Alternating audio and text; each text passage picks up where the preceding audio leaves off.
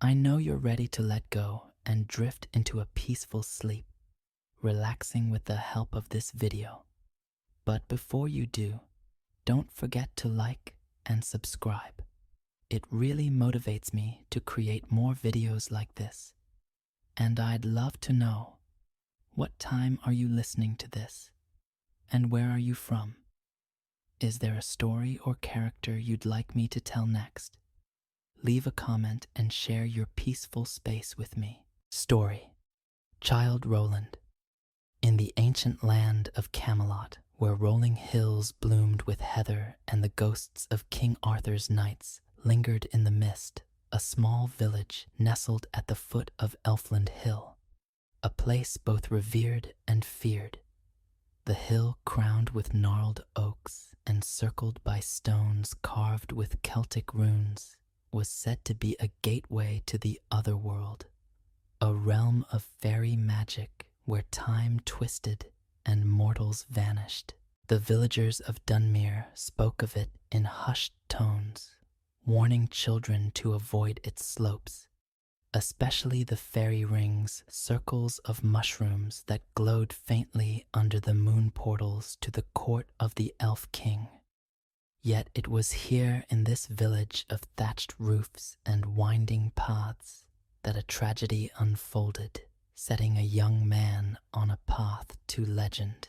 Roland was no knight, no lord, but a youth of 20 summers, strong of arm and keen of eye, with dark hair tied back and a heart as steadfast as the oaks on Elfland Hill. He was the eldest son of a widowed weaver his father lost to a forgotten war, his mother raising him and his 3 siblings on tales of Arthur's Round Table and the magic of Merlin. Roland's skill with a sword, honed in sparring with village lads, and his courage born of a life protecting his family, made him a figure of quiet respect in Dunmere. But it was his youngest sister Elfrida who held his heart, a girl of 10 with fiery red hair and eyes like starlit pools. Her laughter a melody that brightened even the gloomiest days. Elfrida was a child of curiosity, her spirit drawn to the hill's mysteries, despite her mother's warnings. She would skip through the meadows, weaving flower crowns, her voice singing songs of knights and dragons.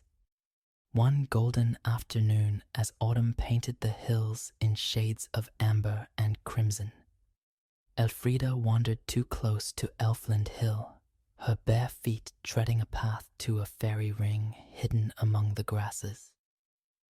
The mushrooms, pale and glowing, pulsed with an eerie light, and Elfrida, entranced, stepped within her laughter, echoing as the air shimmered. A gust of wind, cold as winter's breath, swept through the hill, and a voice deep and resonant spoke from the unseen. "She is ours now," claimed by the Elf King. "Seek her in Elfland if you dare." The village froze the words, a curse that silenced the birds and chilled the sun's warmth. Roland, returning from the fields with his brother and sister, heard the voice, his heart lurching as he raced to the hill. Elfrida was gone, the fairy ring empty. Its mushrooms blackened as if burned. His mother, her face pale with grief, fell to her knees, her voice a wail that echoed through Dunmere. "The Elf King has taken her," she cried, to be his bride, as the old tales warned Roland. His fists clenched, felt a fire ignite within him, a vow to bring Elfrida home no matter the cost.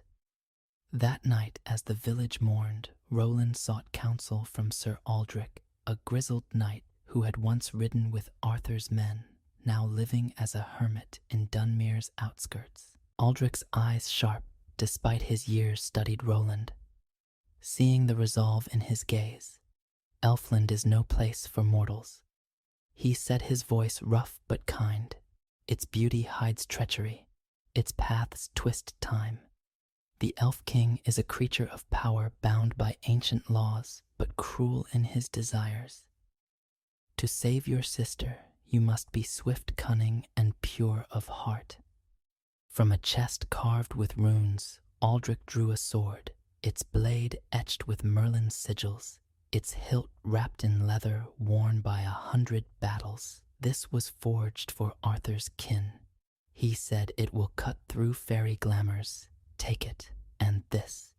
He pressed a silver ring into Roland's hand, its surface engraved with a Celtic knot that shimmered faintly. Merlin's blessing lies within. It will guard your mind against Elfland's lies. Roland's mother, her hands trembling, clasped his face, her eyes brimming with tears. "You are my heart, Roland," she whispered. "But Elfrida is our light. Bring her back and beware the Elf King's wiles." She kissed his forehead, her voice a prayer to the old gods, and Roland, the sword at his hip, the ring on his finger, felt the weight of his family's hope settle upon him. His siblings, silent but fierce, hugged him tightly, their trust a fire that burned away his doubts. The village gathered their lanterns, casting a soft glow, their murmurs a mix of fear and faith as Roland approached Elfland Hill. The fairy ring, its mushrooms now a dull gray, pulsed faintly under the moonlight, a portal to the other world. Roland stood at its edge, his heart pounding, the sword's runes glinting, the ring's knot warm against his skin. He thought of Elfrida, her red hair, her laughter, her fearless spirit, and stepped into the ring, the air shimmering as the world twisted. A rush of cold wind enveloped him, the hill vanishing, and Roland found himself falling, the stars above spiraling into a void.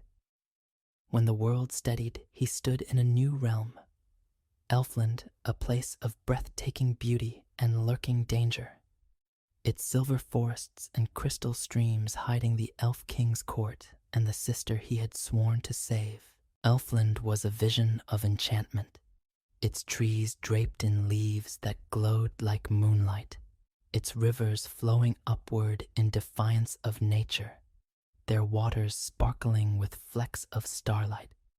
The air was sweet with the scent of blossoms, but beneath it lay a sharper note like iron and decay, a reminder that beauty here was a mask for treachery. Roland's senses sharpened, his hunter's instincts, alert to the forest's whispers, laughter like bells, footsteps that echoed without source, eyes that watched from the shadows. The ring on his finger pulsed its light, cutting through the glamours that tried to cloud his mind, and he gripped the sword, its runes a steady glow in the twilight.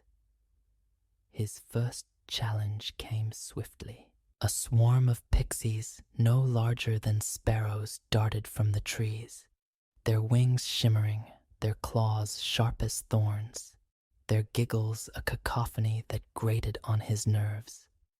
"Play with us, mortal," they sang, their voices weaving a spell to lure him off the path.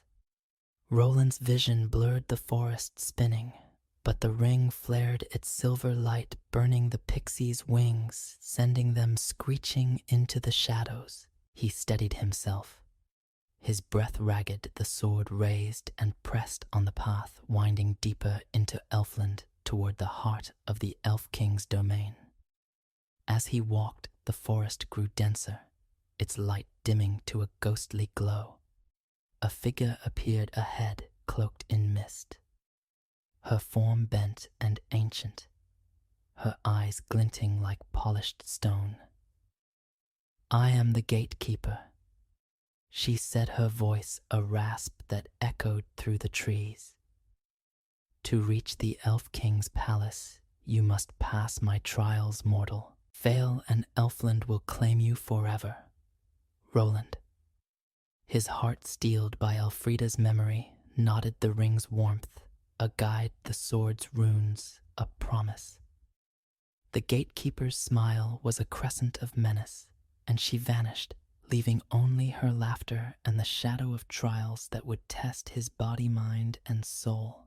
Elfland was a realm of shimmering deceit, where beauty masked treachery and every shadow held a secret.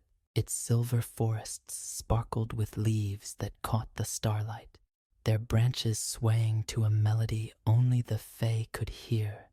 Rivers flowed upward, their waters glinting with flecks of crystal, and the air was sweet with the scent of blossoms undercut by a faint metallic tang that spoke of ancient magic and hidden danger.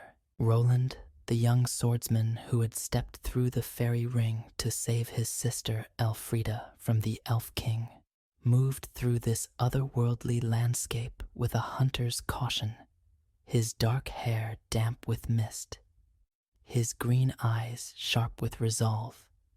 The sword at his hip, etched with Merlin's runes, glowed faintly, and the silver ring on his finger, blessed by the wizard's power, pulsed with a warmth that kept the fairy glamours at bay. Yet Elfland was no mere forest. It was a living entity, its will bent on testing the mortal who dared trespass in its heart. The pixies' attack had been a warning, their claws and laughter a prelude to greater perils. Roland's escape, aided by the ring's silver light, had left him shaken, but undeterred his vow to rescue Elfrida, burning brighter than the forest's eerie glow. The path before him wound through glades of luminescent ferns and over bridges of woven vines, each step drawing him deeper into the Elf King's domain. The ring's warmth guided him, its Celtic knot a shield against the whispers that slithered through the air. Turn back, mortal. She is lost. Roland gripped his sword, its runes a steady pulse, and pressed on his heart, anchored by memories of Elfrida's red hair and fearless laughter. The forest grew denser, its light dimming to a twilight haze, and Roland sensed a presence watching, ancient and unyielding. The path opened to a clearing where a figure stood cloaked in mist. Her form bent with age, her face a map of wrinkles framed by a hood of woven ivy. Her eyes, like polished obsidian, gleamed with a cunning that made Roland's skin prickle. "I am the gatekeeper of Elfland." She rasped her voice, a dry wind through dead leaves. "To reach the Elf King's palace, you must pass 3 trials mortal fail, and your soul will wander these woods forever, a shadow among shadows." Roland, his hand on his sword, met her gaze, the ring's warmth steadying him. "Name your trials," he said, his voice firm despite the chill that crept up his spine. The gatekeeper's smile was a sliver of malice, her staff tapping the ground, sending ripples through the mist. "First cross the thorn bridge, where each step draws blood and pain. Second, navigate the spiral of memory, where your past will bind you if your mind falters. Third, defeat the Black Knight, a cursed soul who guards the palace gates. Succeed, and you may face the Elf King. Fail, and Elfland claims you." She vanished, her laughter echoing, leaving Roland alone in the clearing. The path to the thorn bridge glowing faintly ahead. The thorn bridge was a nightmare of nature's wrath, a narrow span of twisted vines and thorns that arched over a chasm where shadows writhed like living things. The thorns, sharp as daggers, pulsed with a faint green light, their tips glistening with venom. Roland, his heart pounding, stepped onto the bridge. The first thorn piercing his boot, a stab of pain that made him grit his teeth. Each step was agony, the thorns slicing his legs, their venom burning through his veins, whispering despair. "You are nothing. She is gone." The ring flared its silver light, a shield against the venom's lies, and Roland focused on Elfrida's face, her laughter a beacon that dulled the pain. He crawled, his hands bleeding, his sword dragging, until he reached the other side, collapsing on soft moss, his body trembling but unbroken. The first trial was past, but the scars it left were a warning of Elfland's cruelty. The path led to a stone circle, its monoliths carved with runes that shimmered like stars. At its center swirled the spiral of memory, a vortex of mist and light that pulsed with the echoes of Roland's past. He stepped within the world, dissolving into visions, his father's death in battle, his mother's tears, his own failures to protect his siblings. Each memory was a chain pulling him deeper, urging him to forget his quest. Stay. They whispered, rest in the past. Roland's mind reeled, but the ring burned hot, its light anchoring him to the present. He spoke Elfrida's name, a mantra that broke the spiral's hold, and stumbled free, his heart heavy with the weight of what he had seen. The second trial was won, but the memories lingered, a wound as real as the thorn's cuts. The final trial awaited at the edge of a crystalline lake, its waters reflecting a palace of spun glass and starlight. The Elf King's court, guarding its gates, stood the Black Knight, a towering figure in armor as dark as midnight, its helm empty save for glowing red eyes. The knight's sword, jagged and cruel, swung with a force that shook the earth, its voice a hollow rasp. No mortal passes. Roland drew his rune-etched sword, its glow a defiance of the night's darkness, and the battle began. The Black Knight was relentless, its blows shattering stone, its speed a blur. But Roland, trained in the fields of Dunmere, was agile, his strikes precise. The ring's light burned, weakening the knight's magic, and Roland, with a cry for Elfrida, drove his sword into the helm's void, the night collapsing into ash, its curse broken. The palace gates loomed, their crystal surfaces etched with scenes of fairy triumphs. Mortals ensnared, kingdoms fallen. Roland, battered and bleeding, felt the ring's warmth, the sword's runes pulsing, and knew he was close. Elfrida was within her fate, tied to the Elf King's whims. And Roland, though weary, was unbroken. The gatekeeper's laughter echoed in his mind, a taunt that fueled his resolve. He stepped toward the gates, the palace's light blinding its air thick with the scent of roses and iron. The trials had tested his body and mind, but the true battle against the Elf King himself lay ahead. And Roland, with his sister's love as his shield, was ready to face the heart of Elfland's darkness. The gates of the Elf King's palace loomed before Roland, their crystalline surfaces shimmering with an otherworldly light, their etched scenes of fairy triumphs glinting like warnings in the twilight of Elfland. The air was heavy with the scent of roses and a sharper metallic tang, a reminder that beauty in this realm was a veil for danger. Roland, battered from the trials of the Thorn Bridge, the spiral of memory, and the Black Knight, stood resolute, his dark hair matted with sweat, his green eyes burning with purpose.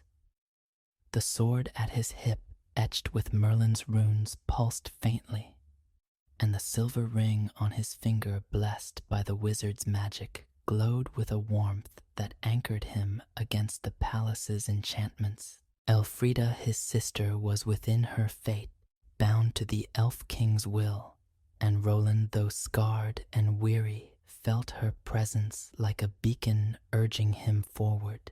The gates parted with a sound like chiming bells, revealing a courtyard of polished quartz, its surfaces reflecting 1,000 fractured images of Roland, some heroic, some broken, all watching with unblinking eyes.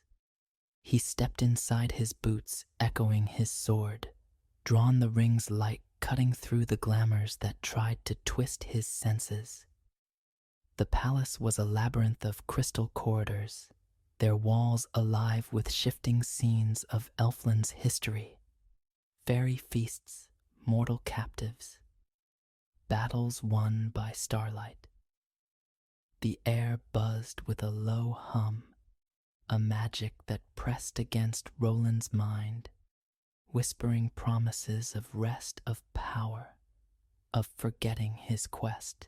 But the ring flared its Celtic knot, a shield, and he pressed on, guided by an instinct that told him Elfrida was near. The corridors led to a grand hall, its vaulted ceiling a mosaic of starlight, its floor a mirror that reflected an endless sky.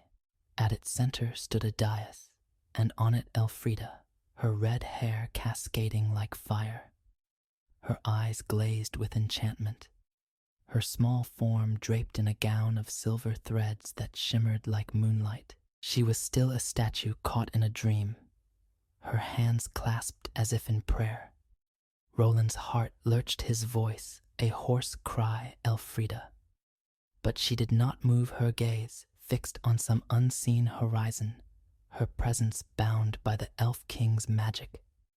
Before Roland could reach her, the air shimmered and the Elf King appeared, a figure of unearthly grace, tall and slender, his skin pale as frost, his eyes like twin pearls that seemed to hold the secrets of the stars. His crown woven of mist and moonlight pulsed with power, and his voice when he spoke was a melody that could charm or destroy welcome mortal. He said, his lips curling in a smile that was both beautiful and cruel. You have braved my gatekeeper's trials to claim what is mine. Elfrida is my bride, chosen by the laws of Elfland. Leave or join her in my court forever. Roland's hand tightened on his sword, the runes flaring, his green eyes unyielding. She is my sister, he said, his voice steady despite the magic that pressed against him. No law of yours can bind her. Release her, or I'll carve my way through your palace. The Elf King laughed, a sound like breaking glass, his eyes glinting with amusement. Bold words. Child of Roland, he said, using the title as a taunt. But mortals are fleeting their courage, a spark in the dark. Prove your worth, and perhaps I'll grant your wish. Fail, and your soul will adorn my halls. He gestured, and a table appeared, carved from crystal, bearing 3 golden goblets filled with liquids that shimmered red as blood, blue as sapphires, green as emeralds. Drink from each, the Elf King said, and keep your mind intact. One holds truth, one madness, one death. Choose wisely, or Elfrida remains mine. Roland's heart raced, the ring's warmth a guide, but the goblets were a puzzle, their contents a gamble no mortal could win. Unaided, he stepped to the table, the Elf King's eyes watching Elfrida's still form, a silent plea. The ring flared, its light touching the goblets, and a faint glow marked the red one, a whisper of Merlin's magic revealing the truth. Roland drank from the red goblet, its liquid warm and sweet, clearing his mind rather than clouding it. The blue goblet followed, its sapphire hue, tempting, but the ring's light dimmed, warning of madness. He skipped it, moving to the green, which the ring blessed with a faint shimmer. He drank its taste, bitter but bracing, and felt his strength return, the palace's glamours fading. The Elf King's smile faltered, his eyes narrowing. Clever, he hissed, but Merlin's trinkets won't save you. He clapped his hands, and the hall trembled, its crystal walls cracking as a horde of fairy warriors materialized, tall, lithe, their armor woven of starlight, their spears tipped with thorns that dripped venom. Roland raised his sword, its runes blazing, and fought his blade a blur as he parried their strikes, his hunter's agility keeping him alive. The ring's light burned, weakening the fairies' magic, but their numbers were overwhelming their laughter, a taunt that echoed Elfrida's name. From the shadows a new threat emerged, a dragon of crystal, its scales glinting its eyes, twin voids that pulsed with the Elf King's power. It roared its breath, a blast of frost that froze the floor, and Roland dove his sword, slashing its flank, the runes sparking as they bit through its scales. The fairies closed in their spears, grazing his arms, but Roland fought for Elfrida, his sister's face, a fire that burned through pain and fear. The dragon lunged, its jaws snapping, and Roland cornered saw the truth. The palace's magic was tied to the Elf King's will, its heart a glowing orb above the dais, pulsing with the same light as his crown. If he could destroy it, the glamours might break, freeing Elfrida. He dodged the dragon's claws, his sword parrying a fairy's spear, and sprinted for the dais. The ring's light, a shield against the frost. The Elf King, sensing his intent, raised a hand, the orb flaring, but Roland, with a cry of defiance, leaped his sword, aimed at the orb's heart. The blade struck the orb, shattering in a burst of light that shook the palace. The fairies screaming as their forms wavered. The dragon roared, its scales cracking, and Elfrida stirred her glazed eyes, blinking her voice, a faint cry. Roland. But the Elf King's laughter cut through the chaos, his form growing larger, his eyes blazing with rage. "You've broken my toy, mortal," he snarled, "but you cannot break me."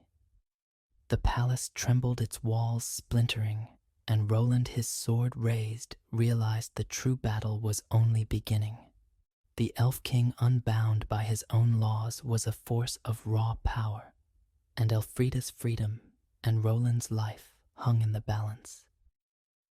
The crystal palace of Elfland shuddered, its gleaming walls fracturing like ice under a hammer.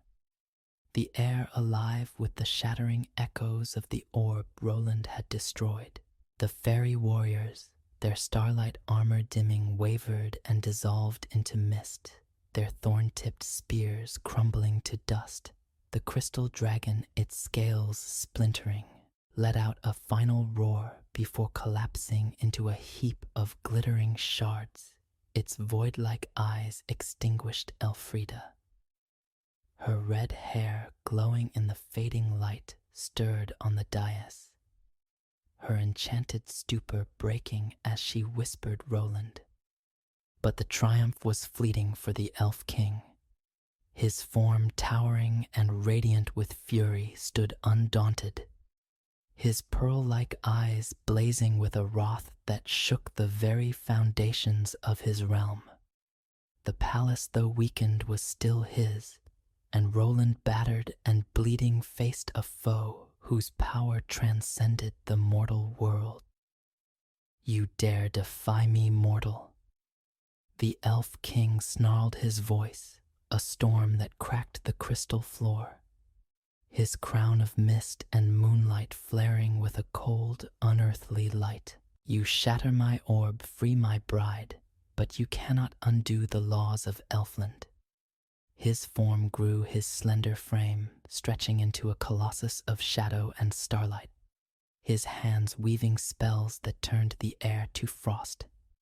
Roland, his sword etched with Merlin's runes glowing fiercely, stood his ground, the silver ring on his finger pulsing with a warmth that countered the king's chill. Elfrida, now fully awake, scrambled to her feet, her starlit eyes wide with fear, but sharp with determination. Her small form a reminder of why Roland had braved this perilous realm. The Elf King raised a hand, and the palace's remnants answered a torrent of crystal shards, sharp as daggers, surged toward Roland, their edges glinting with venomous light.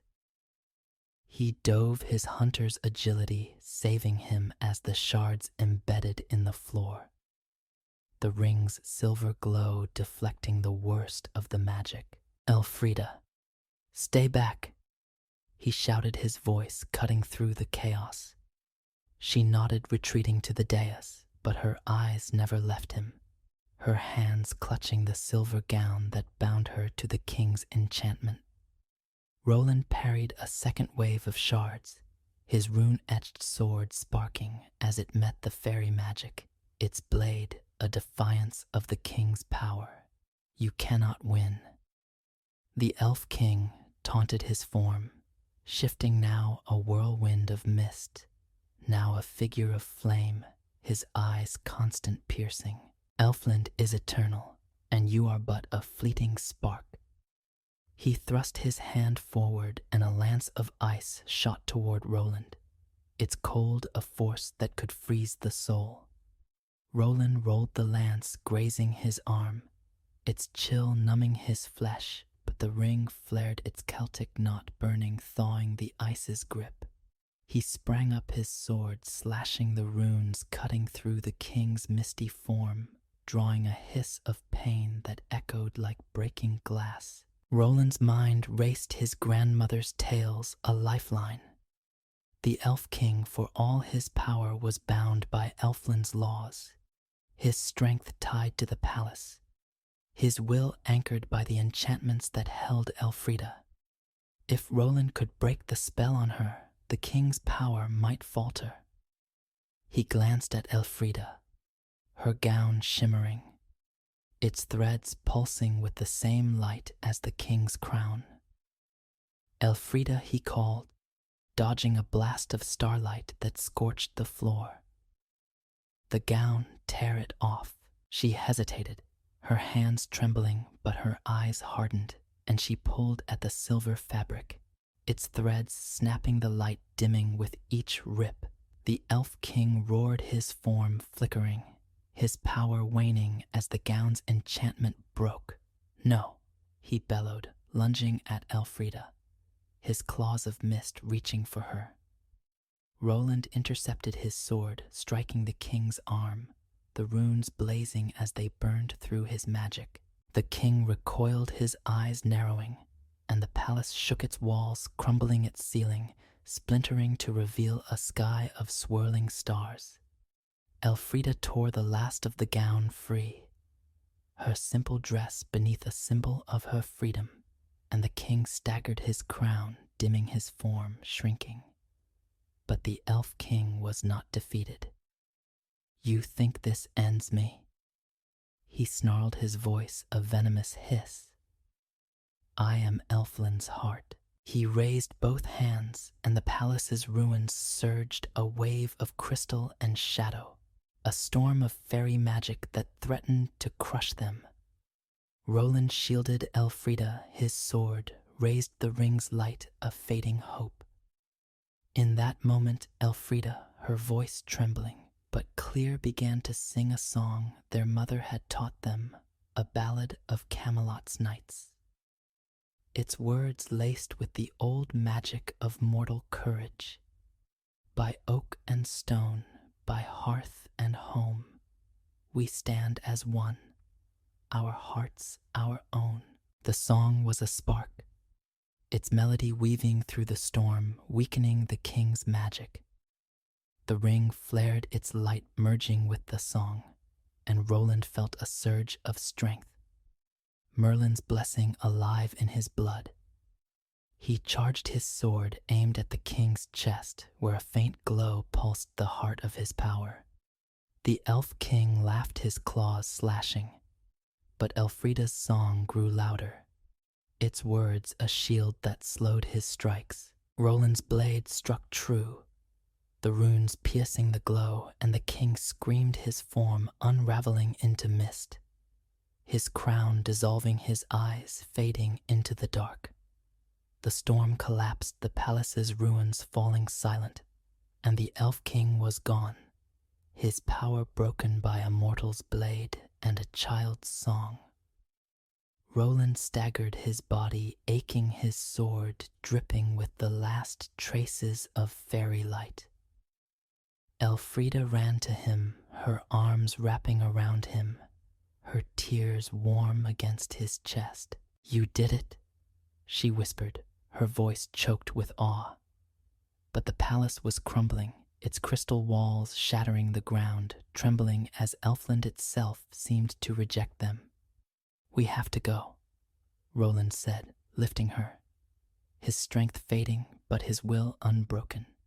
He ran the ring's light, guiding them through the collapsing corridors, the sword, a weight he refused to drop. The fairy ring, their way back to Camelot, was somewhere beyond, but the palace's fall was swift, its magic unraveling, threatening to trap them forever. Roland's heart pounded Elfrida's weight, a reminder of his vow. The ring flared its light a beacon, and he saw it, a circle of mushrooms glowing faintly amidst the ruins. The portal to the mortal world.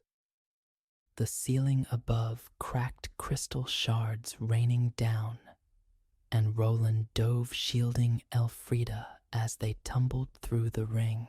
The world spun, the stars blurring, and they landed on Elfland Hill.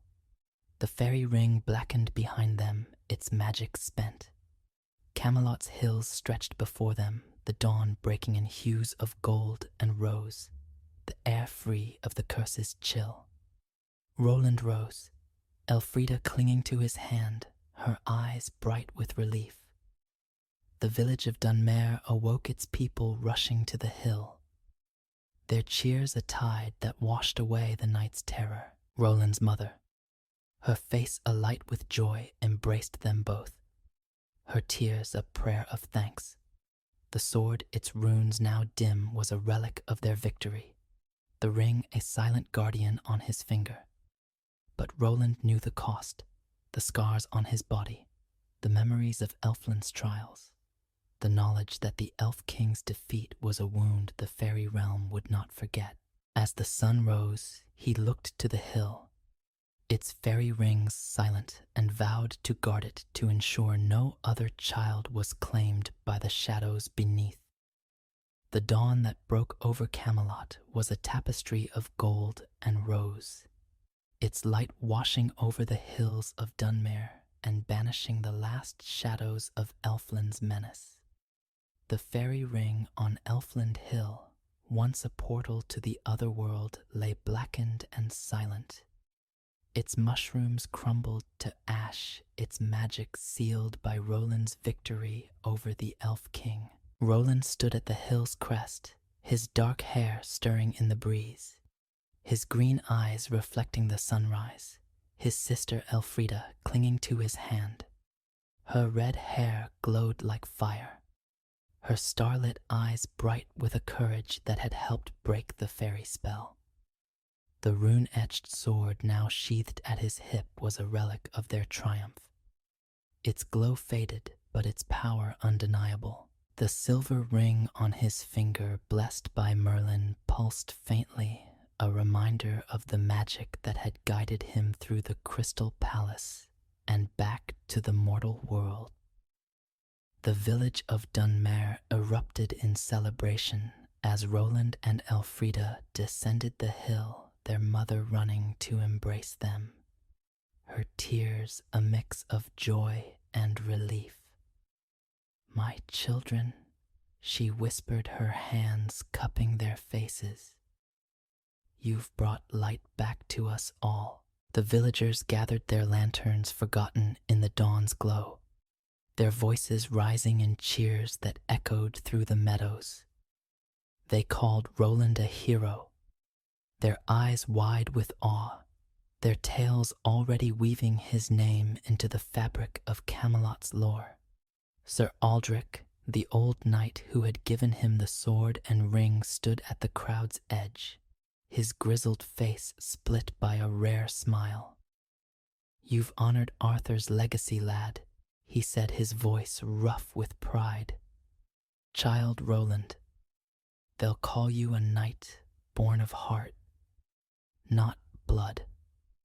Word of Roland's deed spread swiftly, carried by travelers and bards to the royal court at Caer Camelot, where King Alaric, a distant heir to Arthur's line, ruled with a wisdom tempered by the land's ancient magic. The king, hearing of a youth who had braved Elfland to save his sister, summoned Roland and Elfrida to the great hall, a soaring chamber of stone and oak, where the round table stood its surface, carved with the names of knights long gone. The court, arrayed in silks and armor, watched as Roland entered his simple tunic, a stark contrast to their finery. Elfrida at his side, her presence a quiet strength. The sword and ring, relics of Merlin's craft, drew gasps, their power a whisper of the old days when Camelot was a beacon of hope. King Alaric, his crown glinting, rose from his throne, his eyes sharp with respect. "Child Roland," he said, his voice carrying the weight of royal decree, "you have faced the Elf King and returned a feat no knight of my court dared attempt. You've saved not just your sister, but Camelot's honor, for Elfland's shadow has long haunted us. Name your reward." The nobles leaned forward, expecting a demand for lands or titles. But Roland, his heart rooted in Dunmere's fields, shook his head.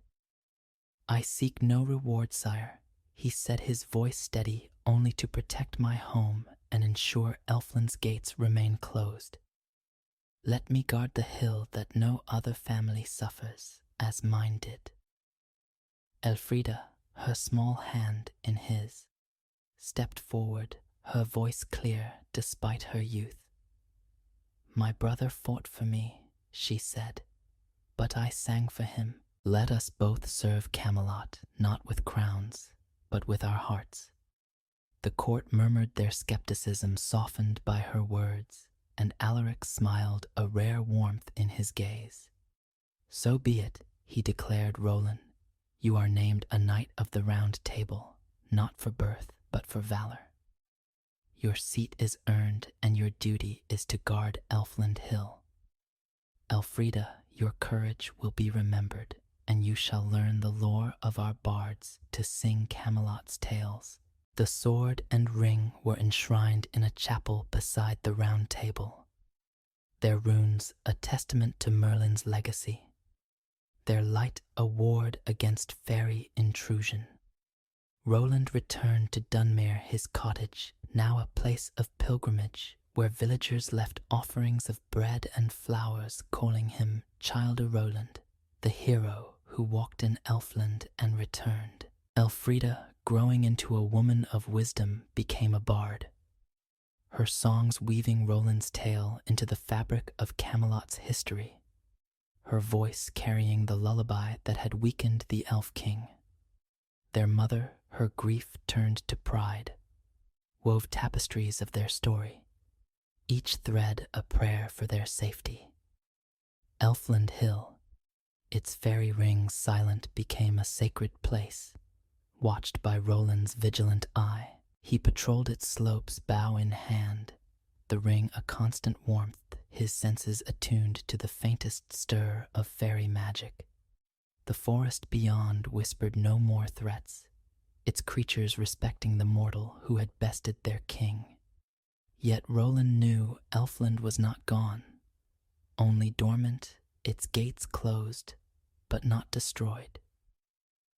He taught the village children the old tales of Arthur, Merlin, and the Fae, ensuring they knew the hill's dangers, their laughter a defiance of its shadows. Years passed, and Roland's hair grayed. His steps slowed, but his green eyes remained sharp, his heart as steadfast as the oaks. Elfrida, now a renowned bard, sang at courts across Albion, her songs keeping Roland's legend alive. The Round Table, under Alaric's rule, flourished, its knights inspired by the tale of a commoner who had faced the other world and won. The chapel where the sword and ring rested became a shrine, its walls carved with scenes of Roland's trials, the thorn bridge, the spiral, the black knight, the crystal palace. Pilgrims came, their prayers blending with the wind, their offerings a tribute to the hero who had guarded Camelot's soul.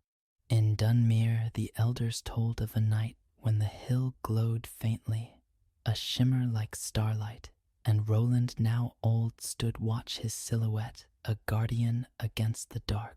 Some said the forest goddess of Glimmerwood, or perhaps Merlin's spirit visited him, their whispers a blessing for his vigil.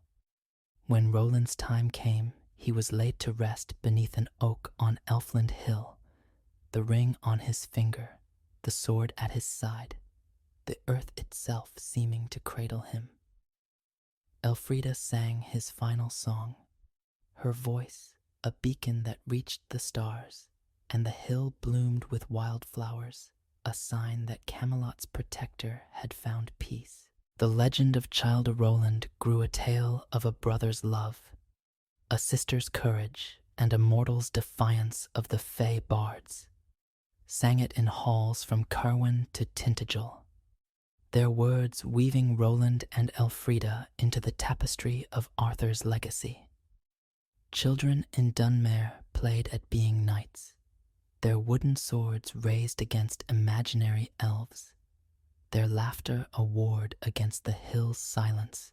The fairy rings, though dormant, were watched by the village, their magic a memory kept alive in Elfrida's songs. And in Elfland, deep within its silver forests, the fae whispered of a mortal who had walked their halls and left them humbled. His name, a light that burned eternal in the heart of Camelot's mythos. Story: The Golden Bough.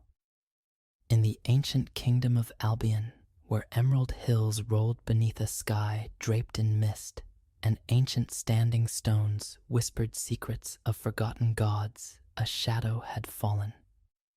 The land, once vibrant with blooming heather and sparkling streams, withered under a curse that seemed to seep from the very earth. Fields turned to dust orchards bore bitter fruit, and the people of Albion, from shepherds to lords, were haunted by dreams of darkness. Visions of thorned vines and eyeless faces that left them waking in cold sweat.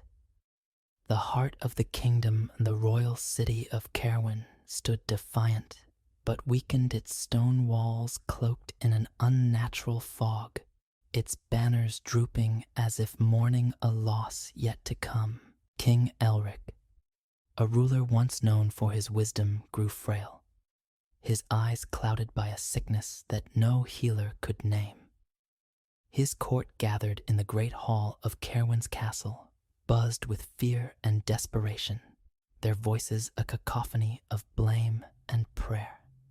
The curse, they whispered, came from Glimmerwood, the sacred forest that bordered Albion, a place of Celtic legend where trees were said to speak spirits, danced in the twilight, and the old gods still held sway. Glimmerwood was no mere woodland. It was a realm of magic, its paths twisting under the will of unseen forces, its heart guarded by creatures older than time. To enter was to tempt fate, yet the kingdom's salvation lay within its depths, in a treasure known only through the songs of the druids. The Golden Bough, a sprig of mistletoe that grew on a sacred oak. Its light said to banish any darkness. The call went out for a hero, a soul brave enough to face Glimmerwood's perils. Noble knights, their armor gleaming, stepped forward only to falter under the weight of their own pride, their courage crumbling at tales of the forest's wrath. The court's hope dwindled until a voice clear and steady cut through the despair. It belonged to Edric, a young man of no title, known only as a hunter, whose skill with a bow rivaled the wind's precision.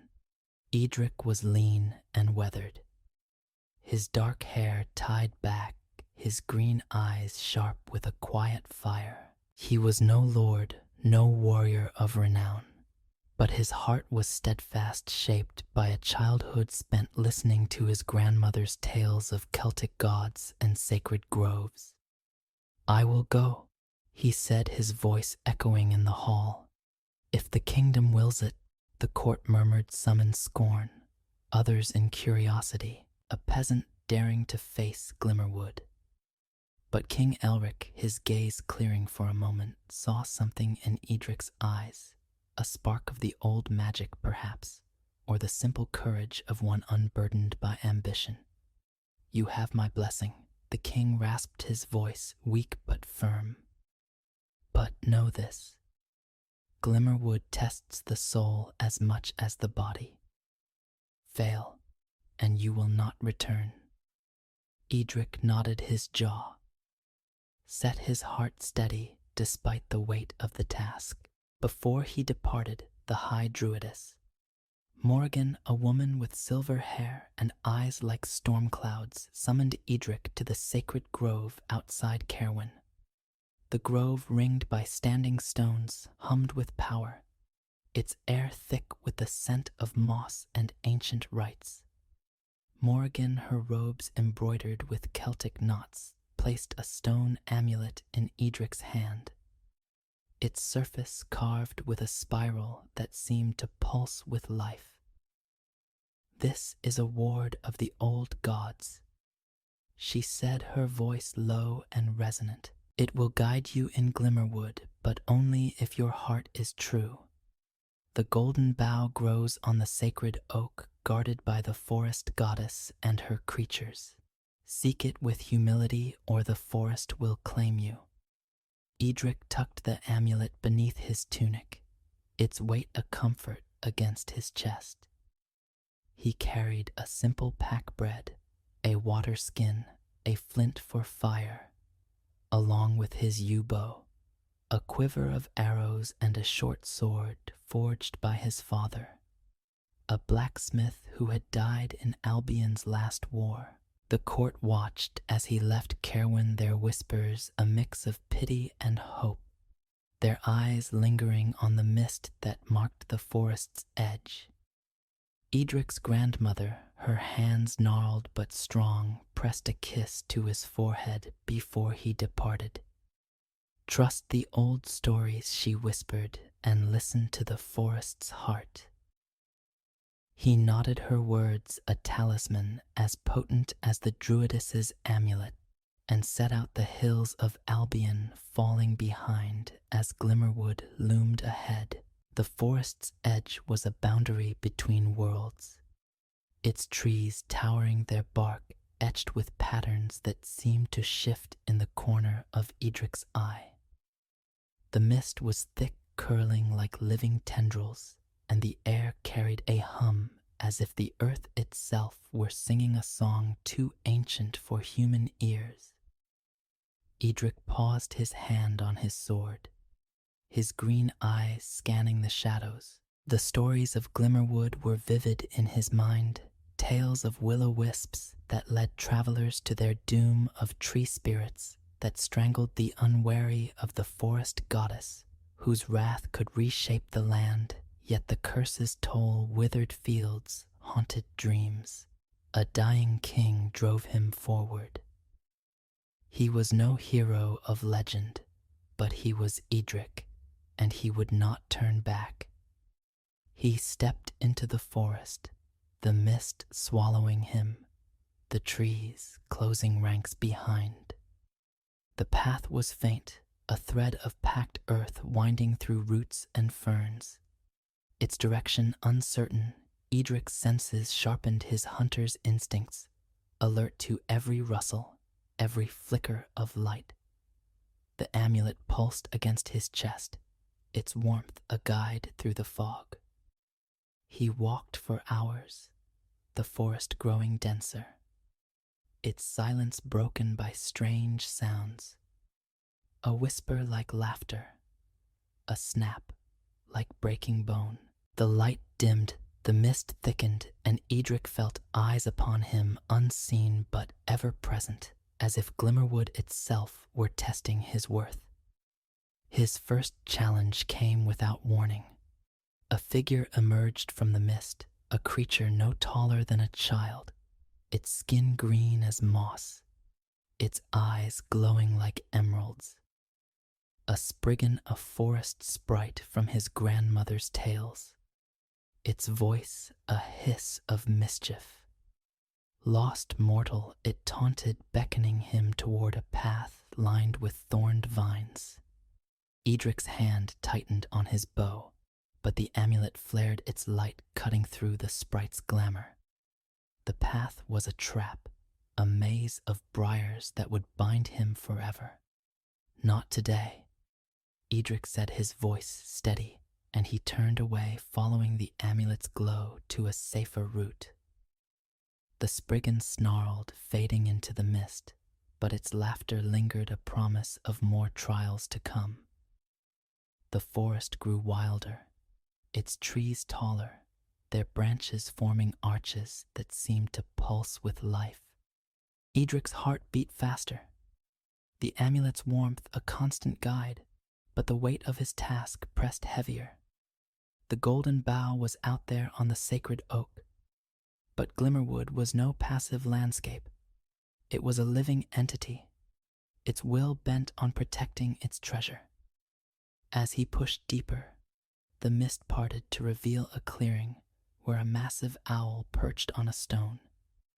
Its eyes like twin moons, its voice a deep human cadence. "Answer my riddle, mortal," it said, "or wander forever." Edric, his mind sharp with his grandmother's stories, braced himself, knowing that Glimmerwood's heart lay beyond, and that every step brought him closer to the curse or to his doom. Glimmerwood was no ordinary forest. It was a tapestry of magic and menace, woven with threads of ancient Celtic lore. Its towering trees, their bark etched with faces that seemed to shift and sigh, stood as guardians of secrets older than Albion itself. The mist, thick and alive, curled around Edric like a sentient force, its tendrils whispering words he could not quite grasp. The air hummed with a power that prickled his skin, and every step felt like a trespass into a realm where mortals were tolerated but never welcomed. Edric, the young hunter tasked with retrieving the golden bough to break the curse. Plaguing his kingdom, moved with a hunter's caution, his green eyes sharp, his hand never far from the yew bough slung across his back. The stone amulet given by the druidess Morrigan pulsed against his chest, its spiral rune a faint light in the fog, guiding him deeper into the forest's heart. The encounter with the spriggan, a mischievous forest sprite, had been a warning, a taste of Glimmerwood's cunning. Edric's refusal to follow its false path had saved him from a maze of thorns. But the sprite's laughter still echoed in his ears, a reminder that the forest was watching, testing, waiting for him to falter. The curse that withered Albion's fields and haunted its people drove him forward, but the weight of his task grew heavier with each step. The golden bough, a sprig of mistletoe said to glow with divine light, was no mere plant. It was a sacred relic, guarded by forces that bowed to no man. Edric, with only his bow, his sword, and the amulet's faint magic, felt the forest's challenge like a blade at his throat. The path twisted, its edges blurred by ferns and roots that seemed to shift when he wasn't looking. The mist played tricks, forming shapes, faces, hands, fleeting figures that vanished when he turned to face them. Edric's grandmother's stories, filled with tales of Celtic spirits and sacred groves, were his map. Their lessons, a shield against the forest's deceptions. Listen to the land, she had said, but trust your heart. He clung to those words, his senses attuned to the forest's whispers, his amulet a steady pulse that kept him grounded. As the day waned, the light dimming to a twilight glow, Edric reached a clearing where the mist parted like a curtain. At its center stood a massive stone, its surface carved with runes that glowed faintly, and atop it perched an owl. Its feathers mottled silver and black, its eyes like twin moons that seemed to see into his soul. The creature was no ordinary bird. It was a guardian, a spirit of Glimmerwood, its presence heavy with ancient wisdom. Mortal, it said, its voice deep and resonant, echoing in Edric's mind as much as his ears. You seek the golden bough. Answer my riddle, or wander these paths until your bones join the earth. Edric's heart quickened, but he stood tall, his hand resting on the amulet, its warmth a reminder of Morrigan's blessing. Ask your riddle, he said, his voice steady, his green eyes meeting the owl's unblinking gaze. The owl tilted its head, its feathers rustling like leaves, and spoke. I am older than the hills, yet born anew. Each dawn I am held by the oak, yet never touch the ground. What am I? Edric's mind raced, sifting through his grandmother's tales. The answer was tied to the forest, to the golden bough itself. He thought of mistletoe, sacred to the druids, growing on oaks without roots in the earth, its golden light a symbol of renewal. The golden bough, he said, his voice, firm, mistletoe, eternal yet ever reborn. The owl's eyes flared its wings, spreading briefly, casting a shadow that seemed to ripple with power. Well answered, mortal, it said, you may pass. It plucked a feather from its wing, its silver edge glinting, and dropped it into Edric's hand. This will guide you to the sacred oak, but beware, the forest does not yield its treasures lightly. The feather was warm, its surface etched with faint runes, and Edric tucked it into his tunic, its weight a new talisman beside the amulet. The owl took flight, vanishing into the mist, and the clearing grew still, the runes on the stone fading as the path reappeared, leading deeper into Glimmerwood. Edric pressed on the feather's faint glow, a beacon in the fog, but the forest grew more hostile with each step. The trees seemed to lean closer, their branches clawing at his cloak, their whispered voices now a chorus of warning and mockery. Turn back, mortal, they hissed their words, slithering through the mist. The bough is not for you. Edric gripped his bow, his heart steady despite the chill that crept up his spine. The amulet pulsed its light, cutting through the voices, and he focused on the feather, its runes guiding him toward the sacred oak. The forest's next challenge came as a sudden assault. The ground trembled, roots bursting from the earth, twisting into forms that were neither plant nor beast. Tree wraiths, their bodies woven of bark and vine, their eyes glowing with a malevolent green. They lunged their thorned limbs, slashing their hisses, a cacophony that drowned out the forest's whispers. Edric drew his sword, its steel flashing as he parried their blows, his hunter's agility keeping him just out of reach. The amulet flared its light, burning the wraith's bark, forcing them back. But they were relentless, their numbers growing as the forest itself seemed to rise against him. Edric's breath came in sharp gasps, his muscles straining as he fought his sword a blur of motion. He reached for the feather, its runes glowing brighter, and held it aloft, instinct guiding him. The feather's light surged, a silver pulse that shattered the wraith's forms. their vines crumbling into ash, their hisses fading into silence. Edric staggered, his sword dripping with sap, his body aching but unbroken. The forest grew quiet, the mist retreating slightly as if acknowledging his victory. The amulet's warmth steadied him, the feather's glow pointing the way forward. But Edric knew the worst was yet to come. The sacred oak and the golden bough lay deeper still, guarded by the forest goddess herself. As he moved on, the forest's whispers grew softer, almost reverent but no less ominous. The trees parted to reveal glimpses of light, golden radiant unlike the mist's cold glow. Edric's heart quickened, the amulet pulsing faster, the feather's runes flaring. He was close, so close, but the air grew heavier, charged with a presence that made his skin prickle. The forest goddess, the spirit of Glimmerwood, was near her will, a force that could crush or elevate him.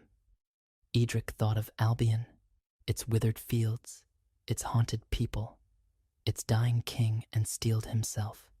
He was no knight, no lord, but he was Edric, and he carried the hopes of a kingdom.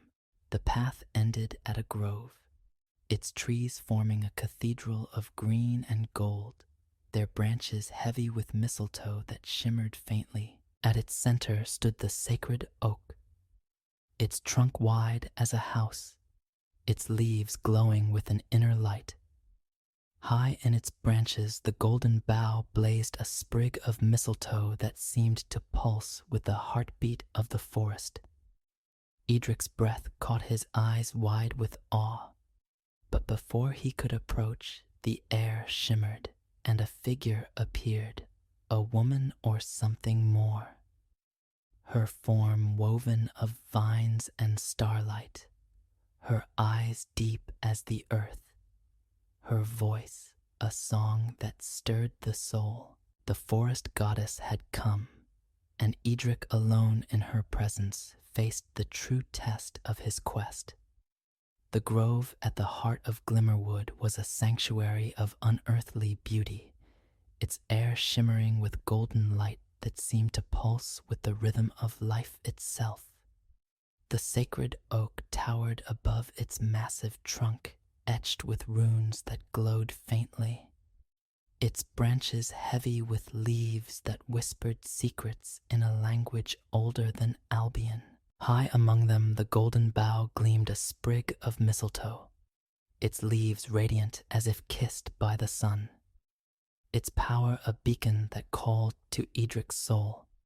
But before him stood the forest goddess, a presence both majestic and terrifying, her form woven of vines, moss, and starlight, her eyes deep as ancient lakes, her voice a melody that could soothe or shatter.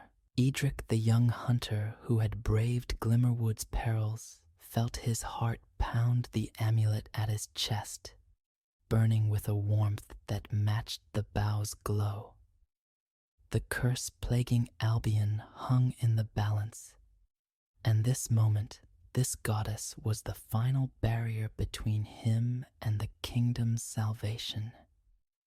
You seek the golden bough, mortal, the goddess said, her voice echoing through the grove, stirring the leaves and sending ripples through the mist. But it is not yours to take. Only the worthy may claim it, and worth is proven through trial. Her eyes, vast and unyielding, seemed to see through. Edric, peeling back his fears, his hopes, his very soul.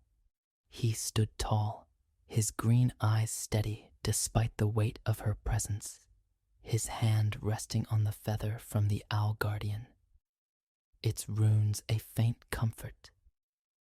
The amulet pulsed Morrigan's blessing, a reminder of his purpose, and Edric's voice, though soft, carried the strength of his resolve. I seek it for Albion, he said, to break the curse that kills our land. Name your trials and I will face them. The goddess's lips curved a smile that was both gentle and cruel, her vines rustling like a living cloak.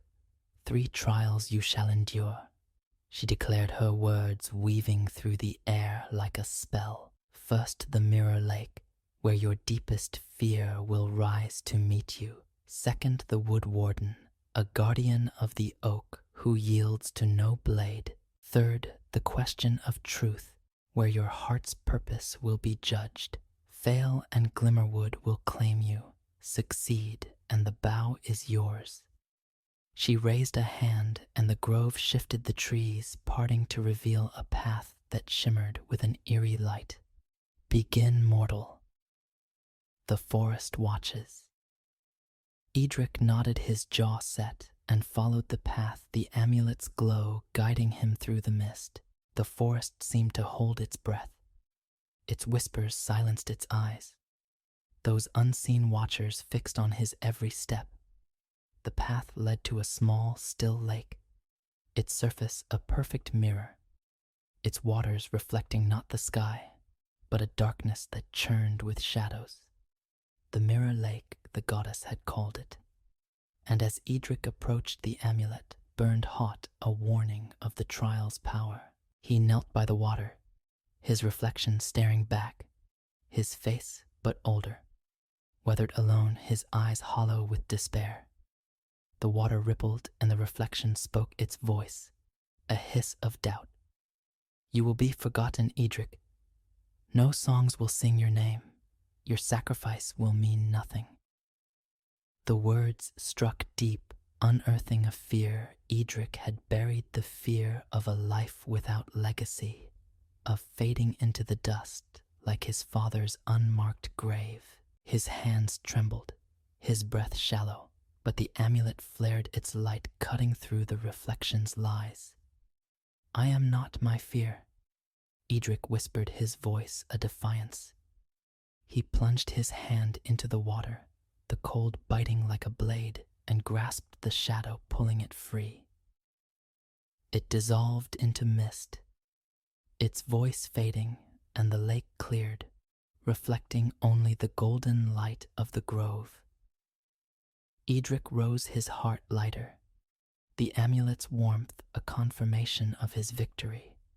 The first trial was past, but 2 remained.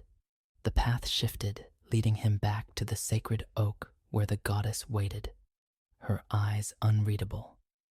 Well done, she said, her voice a breeze through the leaves. Now face the wood warden. The ground trembled, and from the oak's roots rose a creature of bark and vine. Its form humanoid, but massive. Its limbs knotted with the strength of centuries. The wood warden, its eyes glowing like embers, roared a sound that shook the grove and charged its thorned fists. Swinging, Edric drew his sword, its steel flashing, but the blade bounced off the warden's bark, leaving only scratches. He dodged his hunter's agility, keeping him alive. But the warden was relentless, its blows splintering the earth. Edric's mind raced his grandmother's tales, a lifeline. The feather from the owl, its runes glowing, whispered of magic of balance. He pulled it from his tunic, holding it aloft, and the feather's light flared, slowing the warden's movements, its limbs creaking as if caught in a web of time. Edric seized the moment, climbing the oak, his hands scraping against its bark until he reached a knot where the warden's heart, a pulsing seed, lay hidden. He drove his sword into it, the seed bursting in a shower of green light, and the warden collapsed, its body crumbling into moss and twigs. Edric fell to his knees, panting, the amulet's glow steadying him. The second trial was won, but the goddess's gaze was a weight he could not ignore. She stepped forward, her vines trailing like a royal train, her voice soft but piercing. One trial remains, she said. The question of truth. Why do you seek the golden bough, mortal? Speak, and let your heart be judged. Edric rose, his body aching, his green eyes meeting hers. He thought of Albion, its dying fields, its haunted people, its king fading under the curse. He thought of his grandmother, her stories of sacrifice, of the old gods who valued truth above glory. I seek it for my people, he said, his voice clear, not for fame or power, but to save them from the curse, to give them a future. If I fall, let it be for them. The goddess's eyes softened, a flicker of starlight in their depths, and the grove seemed to sigh, its light brightening. Truth is a rare gift, she said, her voice a song that stirred the oak's leaves. You are worthy, Edric of Albion. She raised a hand, and the golden bough descended, its golden leaves shimmering its power, a warmth that filled the grove.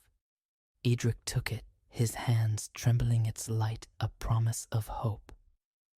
But beware, the goddess warned, her form fading into the mist. The curse stems from betrayal within your kingdom. The bough will reveal it, but only if you face the truth. The grove grew still, the mist closing around Edric, the bough's light a beacon in his hands. The amulet pulsed, the feather glowed, and Edric felt a new weight, not of fear, but of responsibility. He had faced the forest's trials, earned the goddess's blessing, but the curse's source was human, a betrayal that waited in Caerwyn. The path back was clear, the forest parting to let him pass, but Edric's heart was heavy with the goddess's warning. Albion's salvation lay in his hands, but the truth, like the bough, was a double-edged blade, and he would need all his courage to wield it. As he stepped from the grove, the forest's whispers returned softer now, almost mournful. The trees bowed their branches trailing, and Edric, clutching the golden bough, walked toward the kingdom, its hills faint in the distance. The curse was not yet broken, and the betrayal that fueled it was closer than he knew. Glimmerwood had tested his soul, but Caerwyn would test his heart, and Edric the hunter with no name was ready to face whatever lay ahead for Albion, for the light, for the legacy he would leave in the songs of his people. The mist of Glimmerwood parted as Edric emerged, the golden bough clutched in his hands, its radiant leaves casting a soft golden glow that pierced the dawn. The forest, once a labyrinth of peril, now seemed to bow in reverence, its whispering trees falling silent, their branches trailing like mourners as he passed. The amulet at his chest pulsed with a steady warmth. The owl's feather tucked in his tunic shimmered faintly, and Edric, his green eyes fixed on the rolling hills of Albion, felt the weight of his triumph and the burden of the forest goddess's warning. The golden bough was his one through trials of fear, strength, and truth, but her words, "The curse stems from betrayal within your kingdom," hung over him like a storm cloud. The sacred oak's gift could break the curse, but only if he faced the traitor who had unleashed it, a foe hidden in the heart of Caerwyn. The journey back was swift, the forest's paths straightening as if eager to speed him home. The hills of Albion, once cloaked in the curse's gray pallor, began to stir with life as Edric approached the bough's light, banishing the unnatural fog. Grass sprouted where dust had rained, streams sparkled with renewed flow, and the air, once heavy with despair, carried the scent of blooming heather villagers. Their faces gaunt from months of haunted dreams emerged from their homes, their eyes wide with wonder as they saw the golden light in Edric's hands.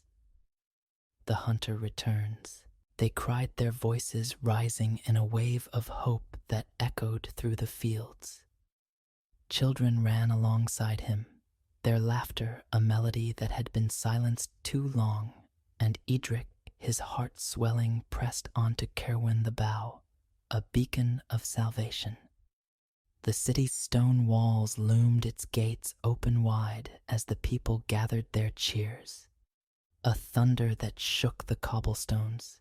The curse's grip was loosening the bow's power already at work, but Edric's instincts honed by Glimmerwood's trials warned of danger. The court when he entered the great hall was a sea of faces, nobles in velvet knights in polished armor, the high druidess, Morrigan at their head, her silver hair gleaming.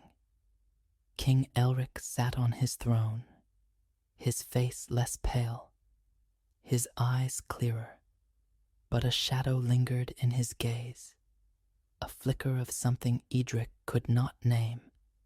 The hall fell silent as he raised the golden bow, its light bathing the room in a warmth that drove back the last traces of the curse's chill. The golden bow. Morrigan proclaimed, her voice resonant with awe. You have done what none before you could. Edric, the kingdom is in your debt. The nobles clapped their cheers, a mix of relief and envy. But Edric's eyes were drawn to Tellith, the king's chancellor, a man with a hawkish face and eyes that glinted with a cold calculation. Tellith had been a shadow in the court, his counsel whispered in the king's ear, his presence unremarkable yet ever present. Edric's amulet pulsed a warning he could not ignore, and the goddess's words echoed betrayal within your kingdom.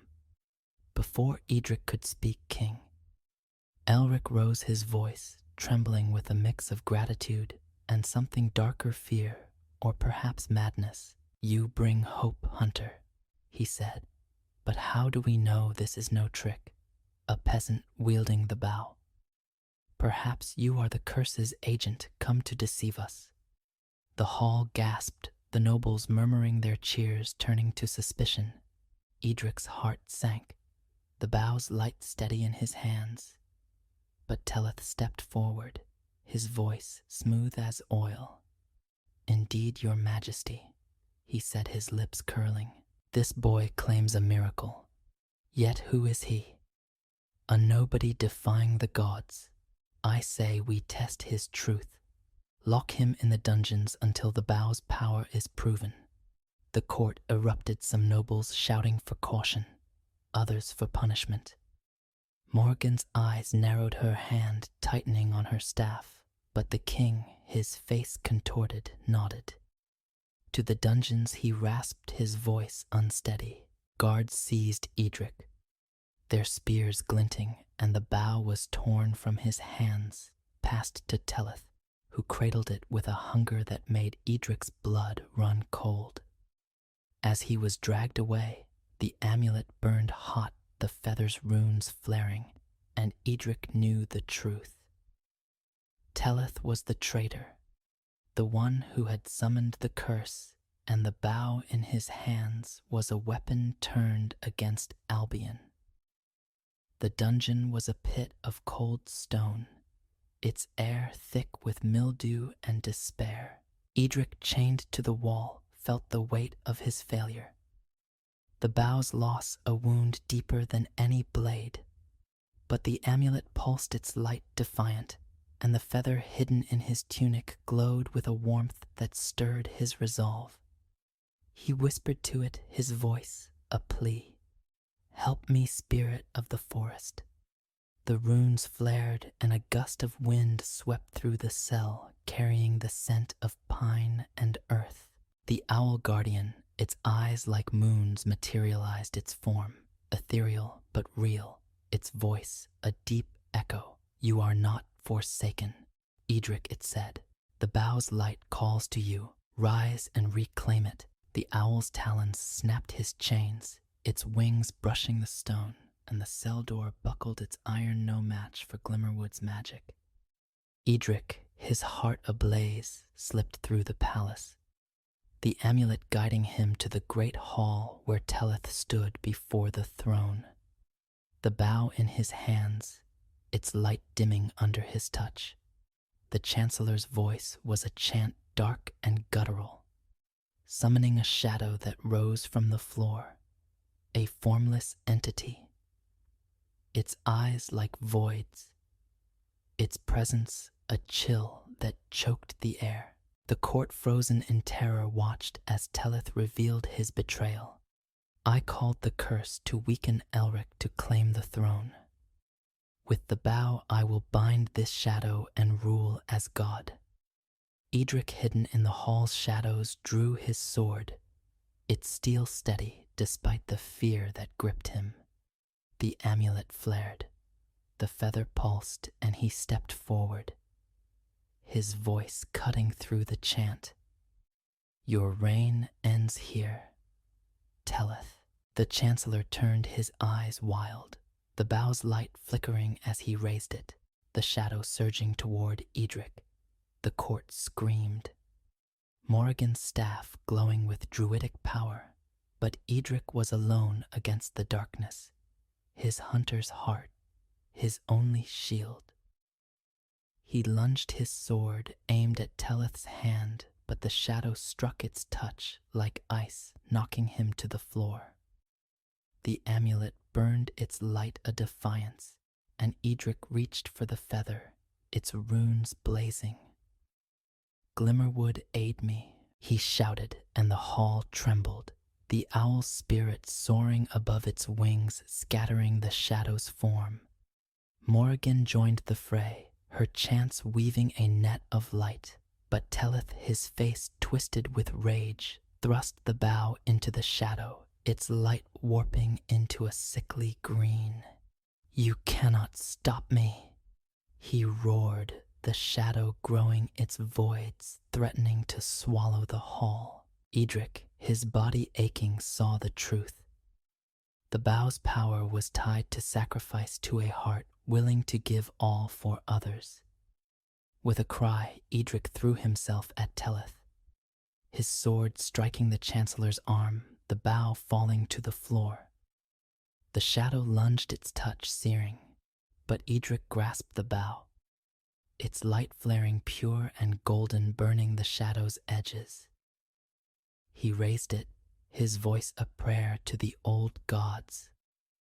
For Albion, the light surged, a wave that engulfed the shadow, its voids collapsing, its form dissolving into ash. Teleth screamed, his body caught in the light, his betrayal judged by the bow's truth. He crumbled, a husk consumed by his own darkness, and the hall grew still. The curse's last echoes fading. Edric fell, the bow slipping from his hands, his body racked with pain from the shadow's touch. The court rushed forward, Morrigan's hands glowing as she knelt beside him, her voice a chant of healing. The king, his mind clear at last, wept, his voice choked with shame. You saved us, Edric, he said, and I doubted you. The bow's light filled the hall, its warmth restoring the kingdom, the curse broken by Edric's sacrifice. But as darkness claimed him, Edric felt a presence, the forest goddess, her starlight eyes watching her voice, a promise. Your heart is true, mortal, you will not fall. The light enveloped him, and the world faded, leaving only the glow of the golden bow and the hope of a kingdom reborn. The great hall of Caerwyn was a cathedral of light, its stone walls bathed in the radiant glow of the golden bough, its golden leaves pulsing with a warmth that banished the last vestiges of the curse. The air, once heavy with fear and betrayal, now hummed with hope. The people of Albion gathered in awe as the kingdom stirred back to life. Fields beyond the city bloomed, new streams flowed with crystal clarity, and the haunted dreams that had plagued the land dissolved like mist under the sun. Yet at the heart of this triumph lay Edric, the humble hunter, crumpled on the hall's floor, his body racked by the shadow's icy touch, his breath shallow, his green eyes dimming. The golden bough still clutched in his hand shone with a light that seemed to mourn him, its power a testament to his sacrifice. The court stood frozen, their cheers silenced by the sight of their savior fallen king. Elric, his face etched with shame for his earlier doubts, knelt beside Edric, his trembling hands reaching for the young man who had saved his kingdom. The high druidess Morrigan, her silver hair aglow, chanted softly, her staff radiating a green light that sought to mend Edric's wounds. But the shadow's magic was deep, its cold a poison no mortal could easily purge. The nobles, their velvet robes now seeming trivial, whispered prayers to the old gods while the people of Caerwyn, crowding the hall's edges, held their breath, their eyes fixed on the bough's light, willing it to save the one who had wielded it. As Edric's vision blurred the hall, fading into a haze, a presence enveloped him, a warmth that smelled of moss and starlight, a voice that sang like the wind through Glimmerwood's trees. The forest goddess, her form shimmering with vines and radiance, appeared before him, her eyes deep as the earth, her smile a blend of sorrow and pride. "You have given all Edric of Albion." She said her words a caress that eased the pain in his chest. "Your heart pure and selfless has broken the curse and judged the traitor. The golden bough is yours, but so is life if you choose it." Edric, his voice, a whisper spoke from the depths of his soul. "I chose Albion, not myself. Let it live, even if I fade." The goddess's eyes softened, a tear like dew falling from her cheek, and she touched his brow, her fingers trailing light. "The forest does not forget its champions," she said. "Take the breath of Glimmerwood and rise." A surge of warmth flooded Edric, the shadows cold, retreating his wounds, knitting under the bough's golden glow. The amulet at his chest flared, the owl's feather pulsed, and his eyes opened clear and bright, his breath steady once more. The hall erupted in cheers, the people's voices a tide of joy that shook the rafters, their savior restored by the forest's grace. Edric rose, the golden bough still in his hand, its light now a gentle radiance that warmed rather than burned. King Elric, tears streaming down his face, clasped Edric's shoulder, his voice choked with gratitude. "You are no mere hunter," he said, "but the heart of Albion. Name your reward." Land's titles, the throne itself. The court murmured, their eyes wide, but Edric shook his head, his gaze steady, his heart rooted in the simplicity of his origins. "I am no king," he said, "nor do I seek power. Let me serve Albion as its guardian to protect Glimmerwood and ensure the curse never returns." Morrigan stepped forward, her staff glowing, her voice resonant with authority. "So it shall be," she declared. Edric, warden of Glimmerwood, protector of the sacred and the just. She took the golden bough, its light undimmed, and led a procession to the sacred grove outside Caerwyn, where the standing stones hummed with power. There, under the druidess's guidance, the bough was planted beside the grove's ancient oak, its roots sinking into the earth, its leaves glowing with an eternal light. The grove, now a sanctuary, became a place of pilgrimage, its light a shield against darkness. its presence a reminder of Edric's sacrifice. Albion flourished under the bough's influence. The fields yielded bountiful harvests, the streams sang with life, and the people, freed from their haunted dreams, built a kingdom of peace and plenty. King Elric, his health restored, ruled with a humility learned from his near fall. His court cleansed of the ambition that had bred Teleth's betrayal. Morrigan, the High Druidess, taught new acolytes the old ways, ensuring the Celtic traditions of balance and reverence endured. Edric, now a figure of legend, lived at the edge of Glimmerwood, his home. A simple cottage where the forest's whispers were his companions. He patrolled its paths, bow in hand, the amulet and feather his talismans. His presence a bridge between the mortal and the divine. The forest goddess, though rarely seen, lingered in Glimmerwood, her starlight eyes watching Edric with a quiet pride. The owl guardian, its moon-like eyes a beacon in the night, joined him on his patrols, its wisdom a guide through the forest's mysteries. The Spriggan, once a trickster, now offered wary respect, its emerald eyes glinting with mischief, but no malice. Edric taught the children of Albion the old stories, weaving tales of the bough, the goddess, and the forest's heart, ensuring the Celtic ways lived on. The villagers, their gratitude boundless, left offerings at his door, bread mead, woven charms, calling him not lord but brother, their protector and friend. Years passed and Edric's dark hair grayed. His steps slowed, but his green eyes remained sharp, his heart as steadfast as the oak. The golden bough, rooted in the sacred grove, grew into a tree of its own, its branches heavy with mistletoe that glowed under the moon, a light that kept Albion safe. The curse, a memory now, was a lesson etched into the kingdom's soul.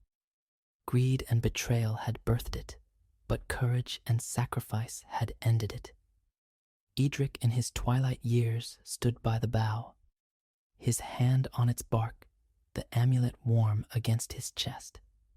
He thought of his grandmother, her stories the spark that had guided him, and smiled, knowing her spirit lived in the songs now sung across Albion.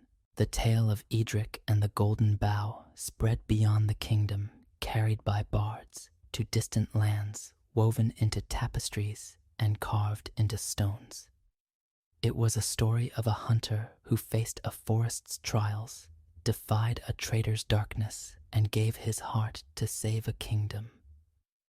In villages far from Caerwyn, children played under oaks, pretending to seek mistletoe, their laughter a defiance of shadow. In Glimmerwood, the trees whispered his name, their leaves glowing with the bough's light, their roots entwined with his legacy. And Edric, the warden of Glimmerwood, lived on, not in crowns or castles, but in the light that shone eternal, a beacon of the Celtic spirit, a testament to the power of a heart that chose truth over glory, love over self, and Albion over all. Story Vasilisa the Beautiful. In a small Russian village nestled at the edge of a vast snow-draped forest, where the pines stood tall like sentinels and the wind carried whispers of ancient spirits, lived a girl named Vasilisa. Her beauty was a quiet marvel, golden hair that shimmered like the dawn eyes, as deep and blue as a frozen lake, and a smile that warmed even the coldest winter nights. But Vasilisa's life was far from the fairy tales told by the village elders. Her mother, a gentle woman with a voice like a lullaby, had died when Vasilisa was only 8, leaving behind a single gift, a tiny wooden doll carved with intricate care, its painted eyes seeming to hold a spark of life. "Feed it, my child," her mother had whispered with her final breath. and it will guide you through any darkness. Vasilisa, now 16, clung to the doll as her only solace in a world that had grown harsh. Her father, a kind but weak-willed woodcarver, had remarried soon after her mother's death, hoping to give Vasilisa a new family. His new wife, Irina, was a woman of sharp features and sharper cruelty. Her heart as cold as the frost that coated the village's windows. Irina brought with her 2 daughters, Daria and Sonia, whose pinched faces and spiteful tongues mirrored their mother's malice. To them, Vasilisa was a servant, her beauty, a taunt her gentle nature, a weakness to exploit. They forced her to scrub floors, mend clothes, and tend the fire, their laughter a constant blade against her spirit. Clumsy girl Irina would snap, her eyes narrowing. "You're good for nothing but fetching water and breaking dishes." Vasilisa bore their cruelty with a quiet strength, her mother's memory a shield against despair. Each night when the house was still, she would slip the doll from its hiding place beneath her pillow, crumbling a bit of bread or a drop of milk into its tiny mouth. "What should I do?" she would whisper, her voice trembling. The doll's painted eyes would seem to glow, its wooden limbs twitching as it whispered back in a voice only Vasilisa could hear. "Be patient, my child. Your time will come." The doll's words, soft as a breeze, gave her courage, a reminder that she was not alone, that her mother's love lived on in this small, magical figure. The village of Ivanovo was a place of stark beauty and stark hardship. Its wooden houses huddled against the forest's edge, its people bound by tradition and fear. The forest was a realm of mystery, its depths home to wolves, spirits, and most terrifying of all, Baba Yaga, the witch whose name was spoken only in hushed tones. Tales of her were woven into the village's lore. A hag with iron teeth riding a mortar steered by a pestle, living in a house that walked on chicken legs, surrounded by a fence of human bones. She was said to eat the hearts of the foolish, to weave spells that could bind souls, to guard secrets older than the stars. Vasilisa, like all the children, had grown up on these stories, her heart racing at the thought of the witch's glowing skulls and cackling laugh.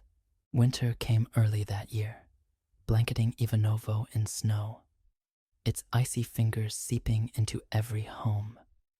The hearth in Vasilisa's house was the family's lifeline, its fire a bulwark against the cold that could kill as surely as a blade. Irina, miserly and cruel, hoarded the wood, forcing Vasilisa to gather scraps from the forest's edge, her hands red and raw from the frost. One bitter evening, as the wind howled and the snow piled high, the hearth's fire sputtered and died, its last embers fading into ash. The house plunged into darkness, the cold creeping in like a thief. Irina, her face twisted with rage, turned on Vasilisa, who stood shivering by the empty fireplace. "You useless girl!"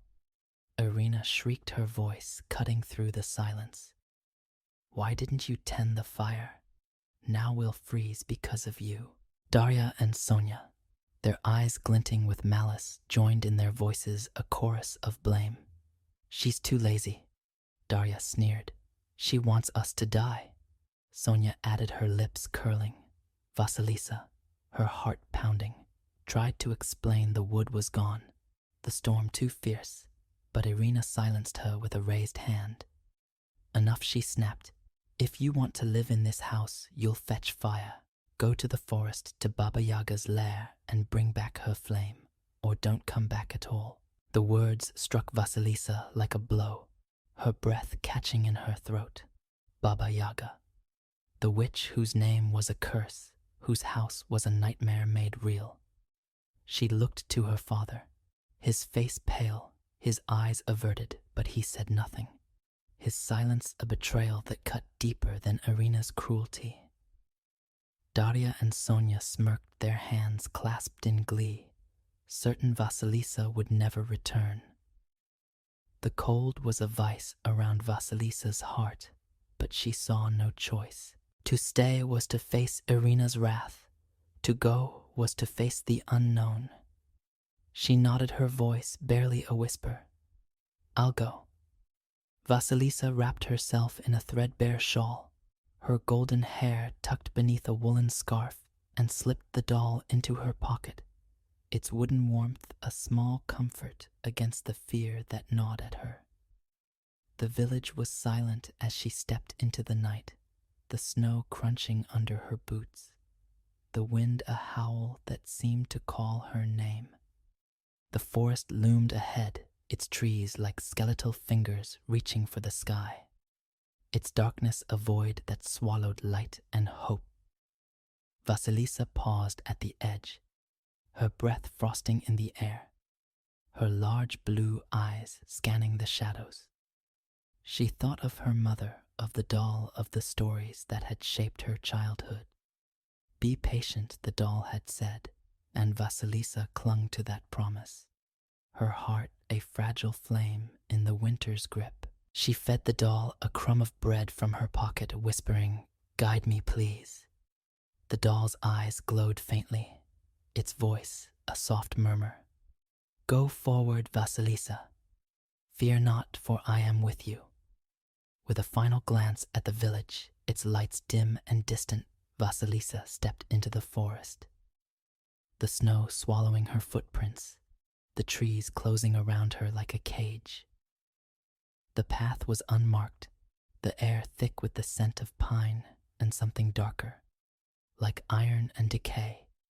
Owls hooted their cries sharp as warnings, and the wind carried a faint, eerie chant, as if the forest itself were alive, watching, waiting. Vasilisa walked for hours, her legs aching, her hands numb, her shawl no match for the cold that bit through her bones. The forest grew denser, its shadows deeper, until she stumbled into a clearing where the air seemed to hum with power. There in the moonlight stood Baba Yaga's house, a grotesque marvel, its wooden walls perched on two massive chicken legs that scratched the earth, its roof crowned with moss and bones. A fence of human skulls encircled it, their empty eyes glowing with an unnatural light, their jaws clattering in a silent song. The house turned its legs, creaking as if sensing her presence, and Vasilisa's heart froze her breath, a shallow gasp, before she could flee. A gust of wind tore through the clearing, carrying the sound of a mortar grinding stone. From the trees emerged Baba Yaga, her skeletal frame hunched in a giant mortar, her pestle steering it through the air. Her iron teeth gleamed, her nose hooked like a vulture's, her eyes burning red as she fixed them on Vasilisa. "Who dares enter my domain?" she screeched, her voice a blade that cut through the night. Vasilisa, trembling but resolute, stepped forward, her mother's doll warm in her pocket. "I am Vasilisa," she said, her voice steady despite her fear. "I seek fire for my home." Baba Yaga's laughter was a storm shaking the skulls on her fence.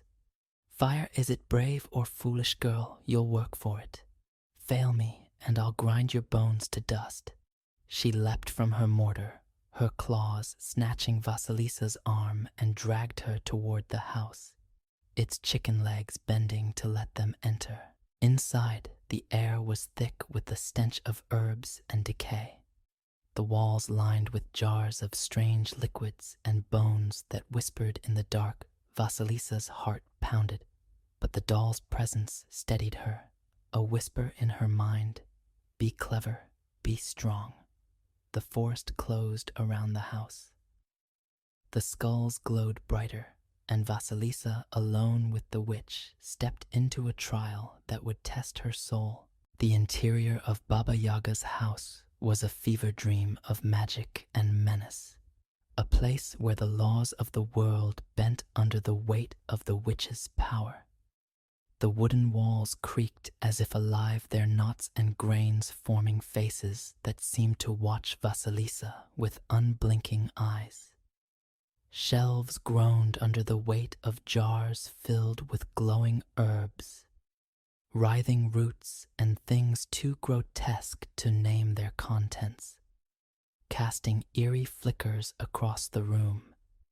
A massive hearth roared at the far end, its flames dancing without fuel, casting shadows that twisted like spirits on the verge of escape. The air was thick with the scent of damp earth, burnt sage, and something sharper like blood long dried. Vasilisa, her golden hair damp with sweat, stood frozen in the center, her heart pounding as Baba Yaga loomed before her, a skeletal figure of terror whose iron teeth glinted in the firelight. The witch's eyes, red as burning coals, bored into Vasilisa, searching for weakness. "So you want fire, do you?" Baba Yaga rasped her voice, a mix of mockery and menace. "Nothing comes free in my forest, girl. You'll earn it, or I'll feast on your bones." She circled Vasilisa, her claws trailing across the girl's shoulder, her mortar and pestle hovering nearby as if ready to grind more than grain.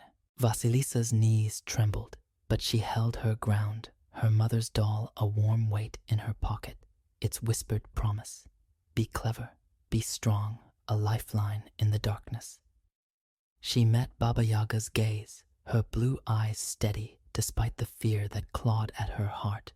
"What must I do?" she asked, her voice soft but unyielding. Baba Yaga's laughter was a screech that shook the skulls on her fence outside, their glowing eyes flaring brighter through the window. "Bold are you, good? I like a challenge." She gestured to the hearth where a pile of ash and grain lay scattered, a chaotic mix that seemed to mock order.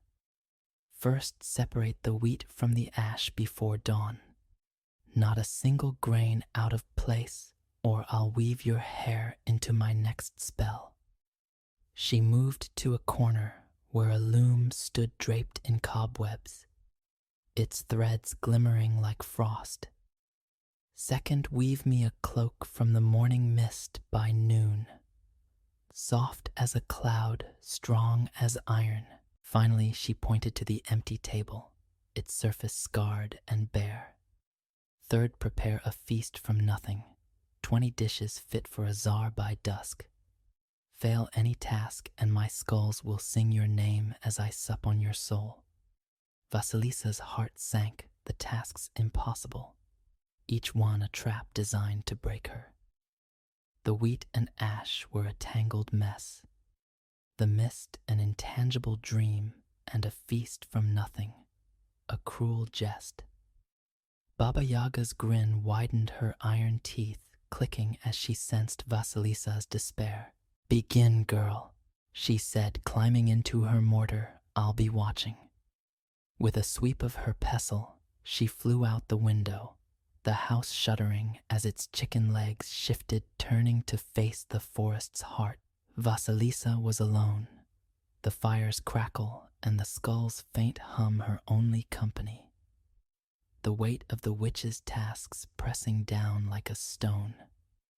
She sank to her knees by the hearth, her hands trembling as she stared at the ash and grain.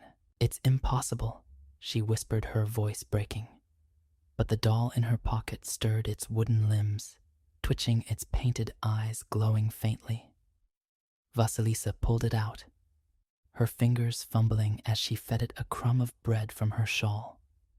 "Help me, please," she pleaded, tears prickling her eyes.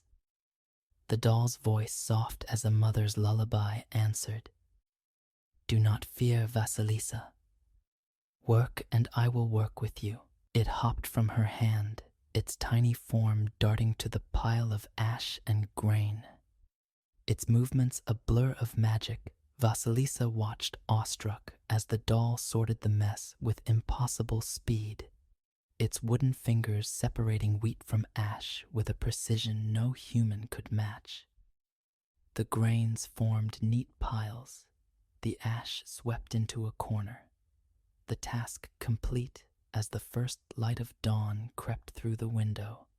Vasilisa, her heart lighter, moved to the loom, her hands shaking as she touched the cobwebbed threads. The doll climbed onto the loom, its voice a whisper. "Gather the mist at sunrise and I will guide your hands." Vasilisa, trusting its magic, stepped outside the skull's eyes, following her, their glow dimming in the morning light. She held her shawl to the air, the mist curling around it like a living thing, and the doll wove it into threads, its tiny hands shaping a cloak that shimmered like dew, soft yet unbreakable.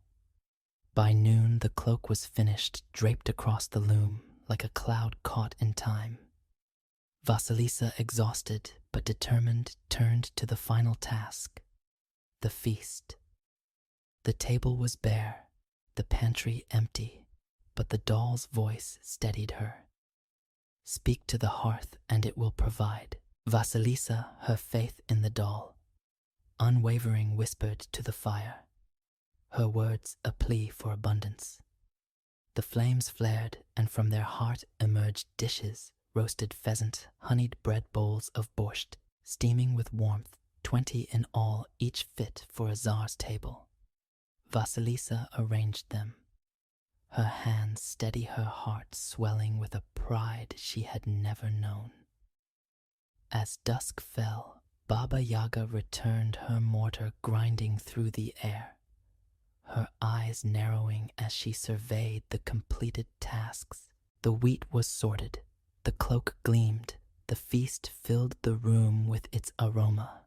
"Impossible!" she hissed, her claws flexing her nose, sniffing for trickery. "How did you do this, girl? Speak or I'll tear the truth from your bones." Vasilisa, her heart racing, kept her gaze steady, the doll silent in her pocket. "I worked as you commanded," she said, her voice calm, her words a shield. Baba Yaga's eyes burned, but she could find no fault, no trace of magic she could name. The ancient laws of her kind bound her. She could not harm a guest who fulfilled her tasks. "Very well," Baba Yaga growled, her voice a storm held in check. "You've earned your fire, but I'm not done with you. One final task, girl, the hardest yet. Fetch me the eternal flame from the forbidden grove where the spirits of the lost guard their light. Bring it by midnight, or your soul is mine." She climbed into her mortar, her laughter a cackle that shook the house, and flew into the night, leaving Vasilisa alone with the skull's glowing eyes and the weight of a new, impossible challenge. Vasilisa sank to the floor, her body trembling, her mind reeling.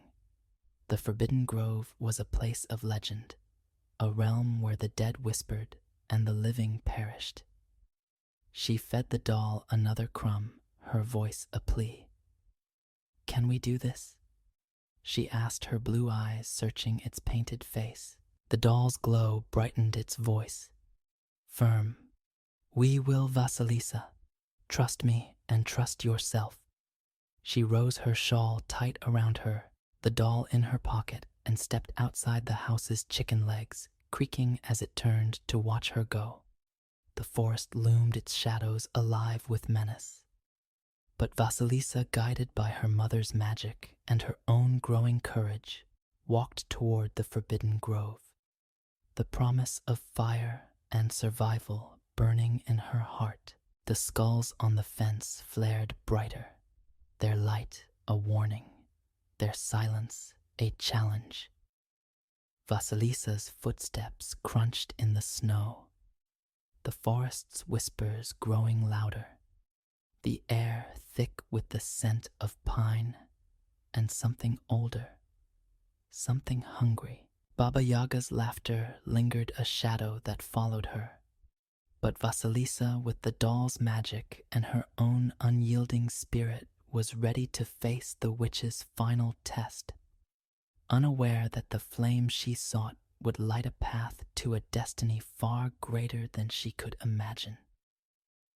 The forest was a living labyrinth, its towering pines cloaked in snow, their branches weaving a canopy that swallowed the moonlight. Vasilisa, her golden hair tucked beneath a frost-crusted shawl, moved through this shadowed realm with a heart torn between fear and resolve. The task set by Baba Yaga to fetch the eternal flame from the forbidden grove by midnight was a death sentence wrapped in a witch's cackle. The grove, a place whispered of in Ivanovo's darkest tales, was no mere patch of trees. It was a realm where the veil between life and death thinned, where spirits of the lost guarded their secrets with claws and whispers. Yet Vasilisa, guided by the tiny wooden doll her mother had left her, pressed forward, its warmth in her pocket, a beacon against the cold that seeped into her bones. The doll, fed with crumbs of bread and drops of milk, had proven its magic in Baba Yaga's house, sorting grain, weaving mist, conjuring feasts from nothing. Now, as Vasilisa ventured deeper into the forest, its painted eyes glowed faintly, its voice a soft murmur in her mind. "Stay sharp, Vasilisa. The grove tests the soul, but we will prevail." She clung to its words, her blue eyes scanning the darkness, her breath frosting in the air. The forest was alive with sounds, cracking twigs, distant howls, the rustle of unseen things, but Vasilisa's steps were steady, her courage forged by the trials she had already faced. Baba Yaga's house, with its chicken legs and skull-topped fence, had not broken her. The grove would not either. The path grew narrower, the trees closer, their roots twisting like serpents beneath the snow. The air thickened heavy with the scent of decay and something sharper like burnt bone. Vasilisa's heart pounded, but the doll's voice guided her. "Follow the starlight where the pines part." She looked up, catching a glimmer of silver through the branches, and adjusted her course, her boots sinking into the snow. The forest seemed to watch its silence, a weight that pressed against her. But Vasilisa whispered to the doll, "We're close, aren't we?" The doll's glow pulsed a silent affirmation, and she pushed on the forbidden grove, drawing nearer with every step. The grove appeared without warning, a clearing where the trees fell away, their branches replaced by a mist that shimmered with an unnatural light.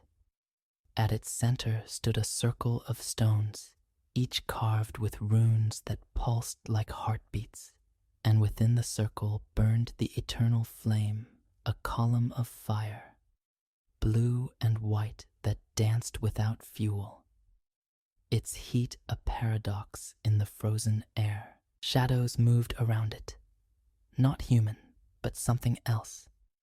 Spirits, their forms flickering like smoke, their eyes hollow and hungry. Vasilisa froze her breath, catching the doll's warmth. The only thing keeping her from bolting, the spirits turned their whispers a chorus of despair. "Who dares seek the flame? Give us your heart or perish." Vasilisa's hand tightened around the doll, her voice trembling but clear. "I am Vasilisa, and I seek the flame for Baba Yaga. Let me pass." The spirits laughed a sound like shattering glass and surged forward, their claws reaching. But the doll sprang to life, leaping from her pocket, its tiny form glowing with a light that rivaled the flame. "Sing, Vasilisa," it whispered, "the song your mother taught you." Vasilisa. Her mind racing recalled a lullaby. Its words simple, but laced with a power she had never understood. She sang, her voice soft at first, then rising a melody that wove through the grove like a thread of light. "Sleep, my heart, in starlight's glow, where shadows flee and rivers flow." The spirits recoiled their forms, wavering their whispers, turning to wails.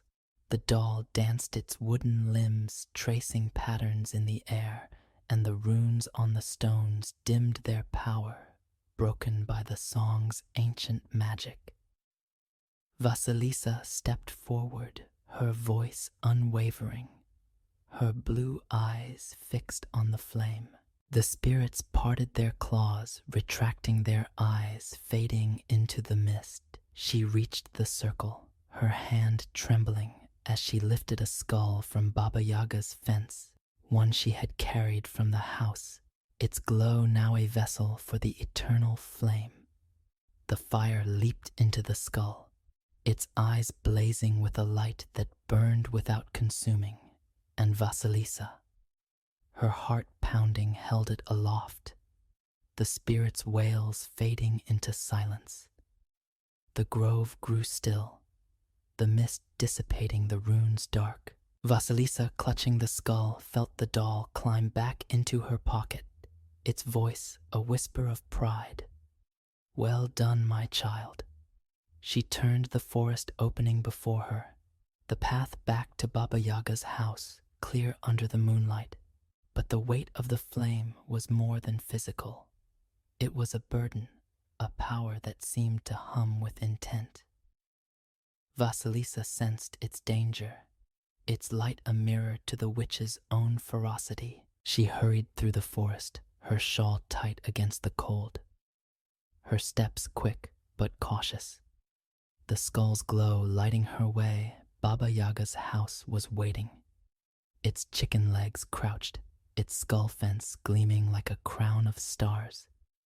The witch herself stood in the doorway, her iron teeth bared, her red eyes narrowing as Vasilisa approached.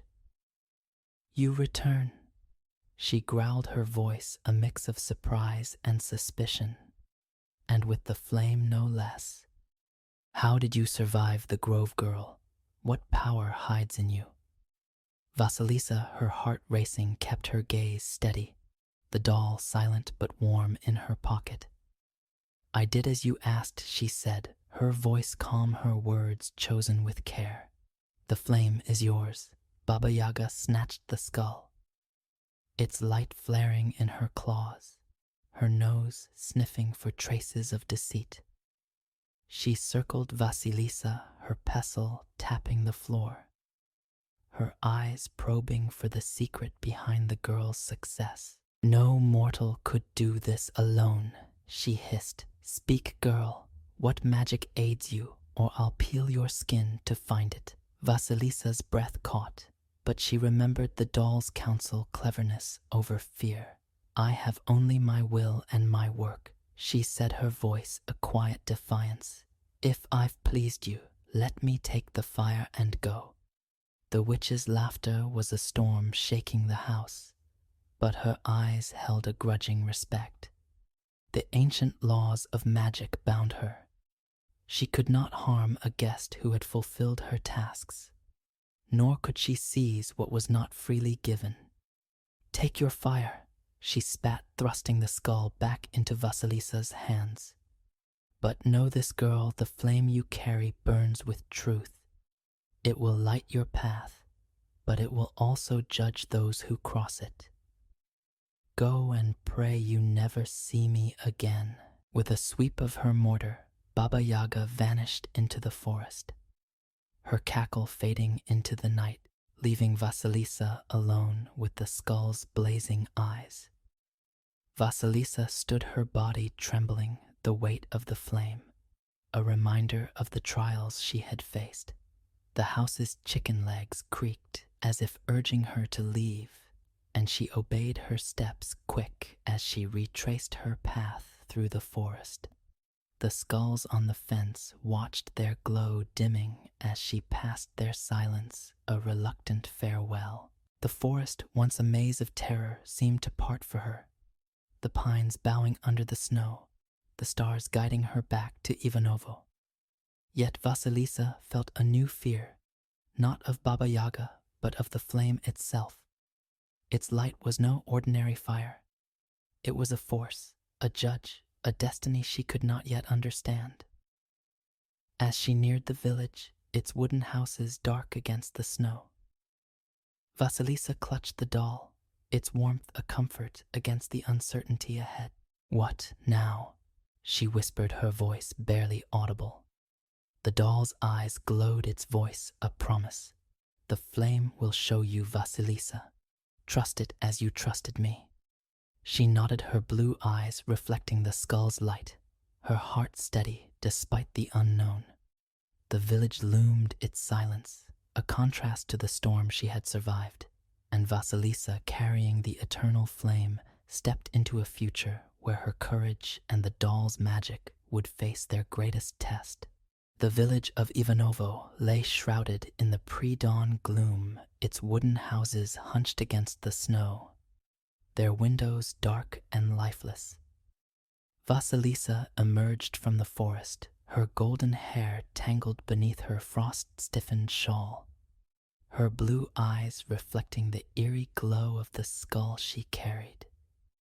The eternal flame burning within the skull's hollow sockets cast a light that was both beautiful and terrifying, its blue-white fire pulsing with a life of its own. Vasilisa's hands trembled as she held it, the weight of Baba Yaga's words. "It will light your path, but it will also judge," echoing in her mind. The doll in her pocket, her mother's gift, was silent now, its warmth a quiet reassurance that she had survived the witch's trials. But as she approached her home, the place of her torment under Irina's cruel rule, Vasilisa felt a new dread, a sense that the flame she bore was no mere fire, but a force with a will to punish. The journey through the forest had changed her. The girl who had left Ivanovo trembling and obedient was gone, replaced by a young woman tempered by fear and fortified by courage. The skull's light illuminated the village's familiar paths, but they seemed alien now, shadowed by the cruelty of Irina, Daria, and Sonia, who had sent her to Baba Yaga's lair, expecting her to perish. Vasilisa's heart ached for her father, whose silence had been a betrayal, but she also felt a spark of defiance, a refusal to return to the life of a servant in her own home. The doll, sensing her turmoil, stirred its voice a whisper. "The flame sees truth, Vasilisa. Let it guide you." She reached the house, its door creaking as she pushed it open, the cold within as biting as the forest's chill. The hearth was dead, its ashes scattered, the room plunged into darkness that the skull's light pierced like a blade. Irina, Daria, and Sonia sat huddled in blankets, their faces pale, their eyes wide with shock as Vasilisa entered the skull's glow, casting grotesque shadows on the walls. "You're alive." Irina gasped, her voice a mix of disbelief and fear. Daria and Sonia shrank back, their earlier smirks replaced by trembling lips. "You brought the fire," Sonia whispered, her eyes fixed on the skull, its burning eyes seeming to stare into her soul. Vasilisa, her voice steady, despite the storm in her heart, set the skull on the table, its light flaring brighter, filling the room with an otherworldly radiance. "I did as you asked," she said, her blue eyes meeting Irina's. "Here is your fire." But the flame was no ordinary light. Its glow intensified the skull's eyes, locking onto Irina, Daria, and Sonia, their faces contorted in sudden terror. "What is this?" Irina shrieked, scrambling to her feet, her hands shielding her face. The flame surged, a wave of heat that spared Vasilisa but enveloped the others, their screams rising as the light consumed them. In moments they were gone, reduced to heaps of ash, the skull's eyes dimming as if satisfied with its judgment. Vasilisa staggered back, her breath ragged, her heart a tumult of horror and relief. The flame had judged as Baba Yaga had warned, seeing the truth of Irina's cruelty, Darya's spite, Sonia's malice. She fell to her knees, tears streaming down her face, the doll's warmth in her pocket, a lifeline against the weight of what had happened. "Did I do this?" she whispered, her voice breaking. The doll's voice, soft but firm, answered. The flame chose Vasilisa. It saw their hearts as it sees yours. You are pure, and so you live. The house was silent, the ash of her tormentors, a grim testament to the flame's power. Vasilisa's father, awakened by the screams, stumbled into the room, his face pale with shock. "Vasilisa," he gasped, his eyes darting from the skull to the ashes, his hands trembling. "What have you done?" She rose, her blue eyes meeting his, a mix of love and reproach in her gaze. "I brought fire as Irina demanded," she said, her voice steady. "But it was not I who judged them. The flame did." Her father fell to his knees, tears streaming down his face, his voice choked with regret. "Forgive me, daughter. I failed you. Let them hurt you. I was weak." Vasilisa, her heart softening, knelt beside him, her hand on his shoulder. "You are my father," she said, "and I forgive you. But we must start anew." The village awoke to whispers of the night's events, the story spreading like wildfire. The skull, still glowing faintly on the table, was a relic of terror and wonder, its light a sign that Vasilisa was no ordinary girl.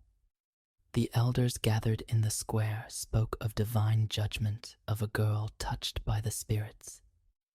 The villagers who had once ignored Vasilisa's plight now looked at her with awe, their eyes lingering on the house where Irina and her daughters had met their end.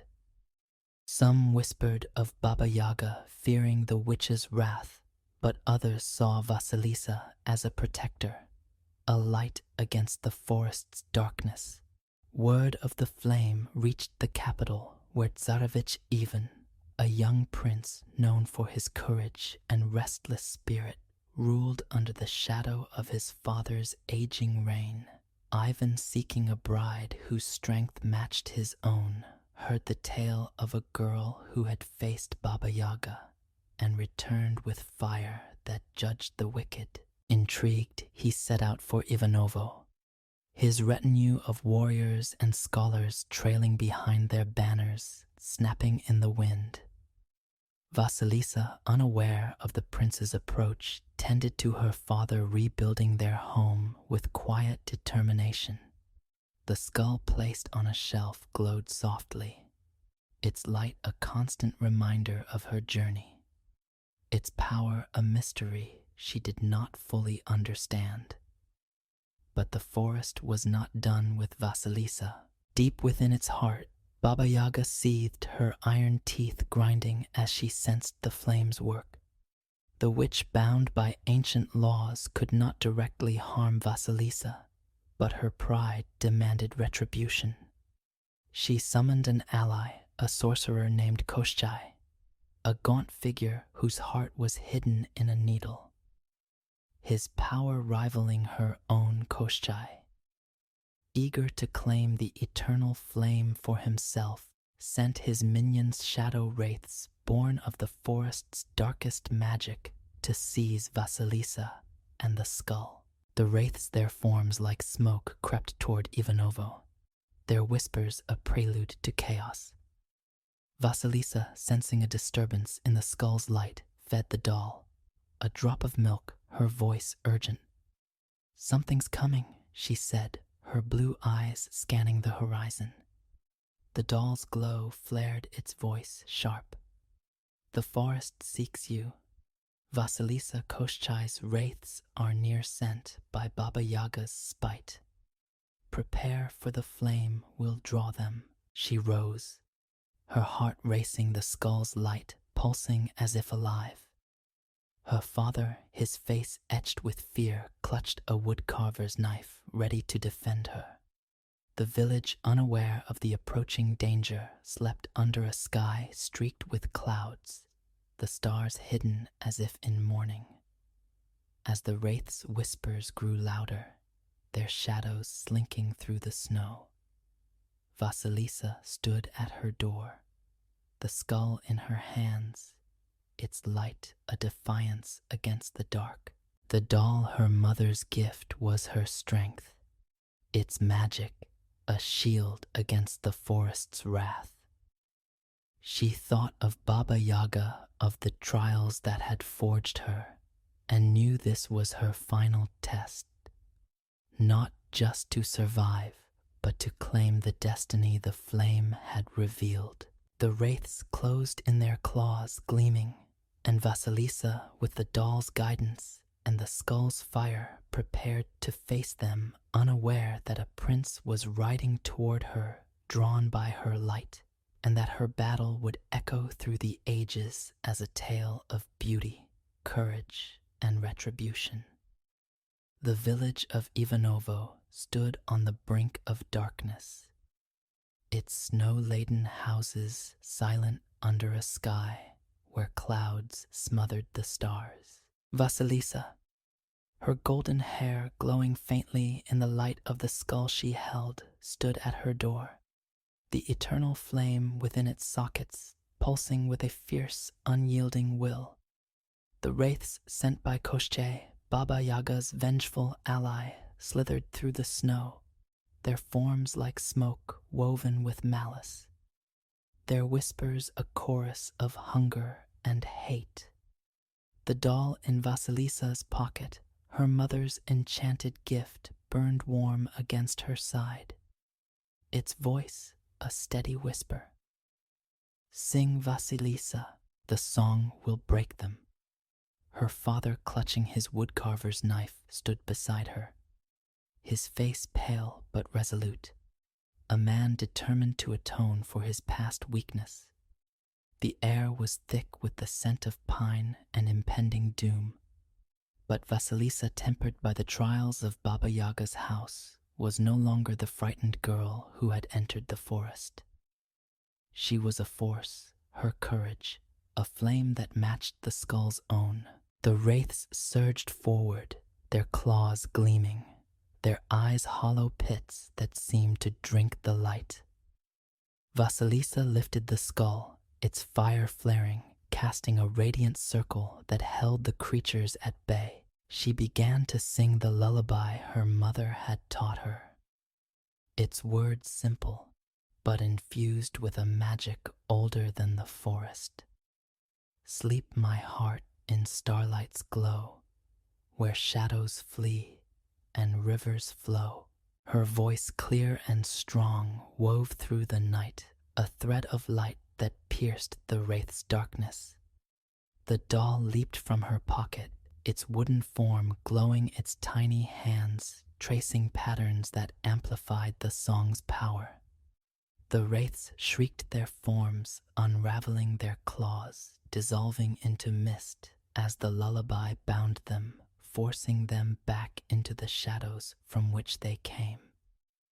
But Koschei was no mere spirit.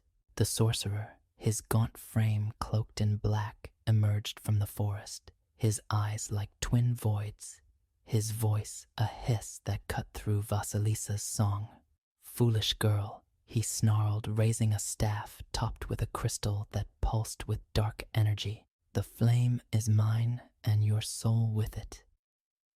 He struck the ground and a wave of shadow surged forward, extinguishing the village's lanterns, plunging Ivanovo into a darkness deeper than night. Vasilisa's father lunged, his knife flashing, but Koschei's magic flung him back, his body crumpling against the house. Vasilisa cried out, her song faltering, but the doll's voice steadied her. The flame, Vasilisa. Use its truth. She raised the skull higher, its light blazing, and the flame answered its fire, leaping from the sockets to form a wall of blue-white heat. Koschei's shadows burned, his staff cracking, but he laughed, his voice a taunt. You cannot kill what has no heart.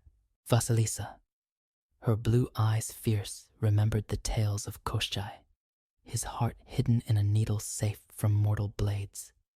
The doll, glowing brighter, whispered a final secret. The song knows his heart. Sing and the flame will find it. Vasilisa sang again, her voice rising the lullaby. Now a weapon that wove through the air, seeking the needle's hiding place. The flame surged, guided by the song, and found its mark, a tree in the forest where the needle lay buried. The fire consumed it, and Koschei screamed, his body dissolving into ash, his power broken by the lullaby's ancient magic. The forest grew still, the wraiths gone, the darkness lifting as the stars reappeared. Vasilisa knelt beside her father, her hands trembling as she checked his pulse. He stirred his eyes, opening his voice, weak but filled with pride. You saved us, daughter, he whispered. The skull's light dimmed, its task complete, but its glow remained a quiet testament to Vasilisa's victory. The village awoke its people, emerging to see the aftermath ash where Koschei had stood, the skull's light, a beacon in the snow.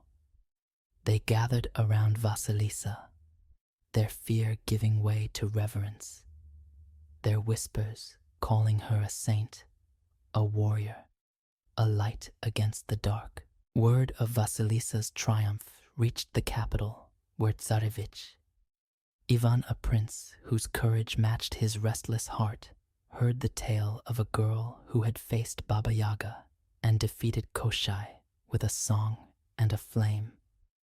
He rode to Ivanovo, his banners of crimson and gold snapping in the wind, his eyes alight with curiosity. Vasilisa, tending her father in their rebuilt home, met him in the square, her golden hair loose, her blue eyes steady. Ivan, struck by her beauty and the strength in her gaze, knelt before her, his voice earnest. I seek a queen not for her crown, but for her heart, he said. Will you ride with me, Vasilisa, and share my throne? Vasilisa, her heart open but cautious, looked to the doll now resting on a shelf beside the skull, its glow faint but enduring. What say you? She whispered, and the doll's voice, softer now, answered. Your path is your own, my child. Choose with love. She turned to Ivan, her smile a dawn breaking through winter. I will, she said, but as your equal, not your shadow. Ivan laughed, his heart won, and the village cheered their joy, a song that echoed through the forest. Baba Yaga, watching from her house on chicken legs, felt the sting of defeat. Vasilisa's victory powered by the doll, and the flame had humbled her, and the ancient laws of magic bound her to retreat. She vanished into the forest's heart, her cackle a fading echo, her power diminished but not destroyed.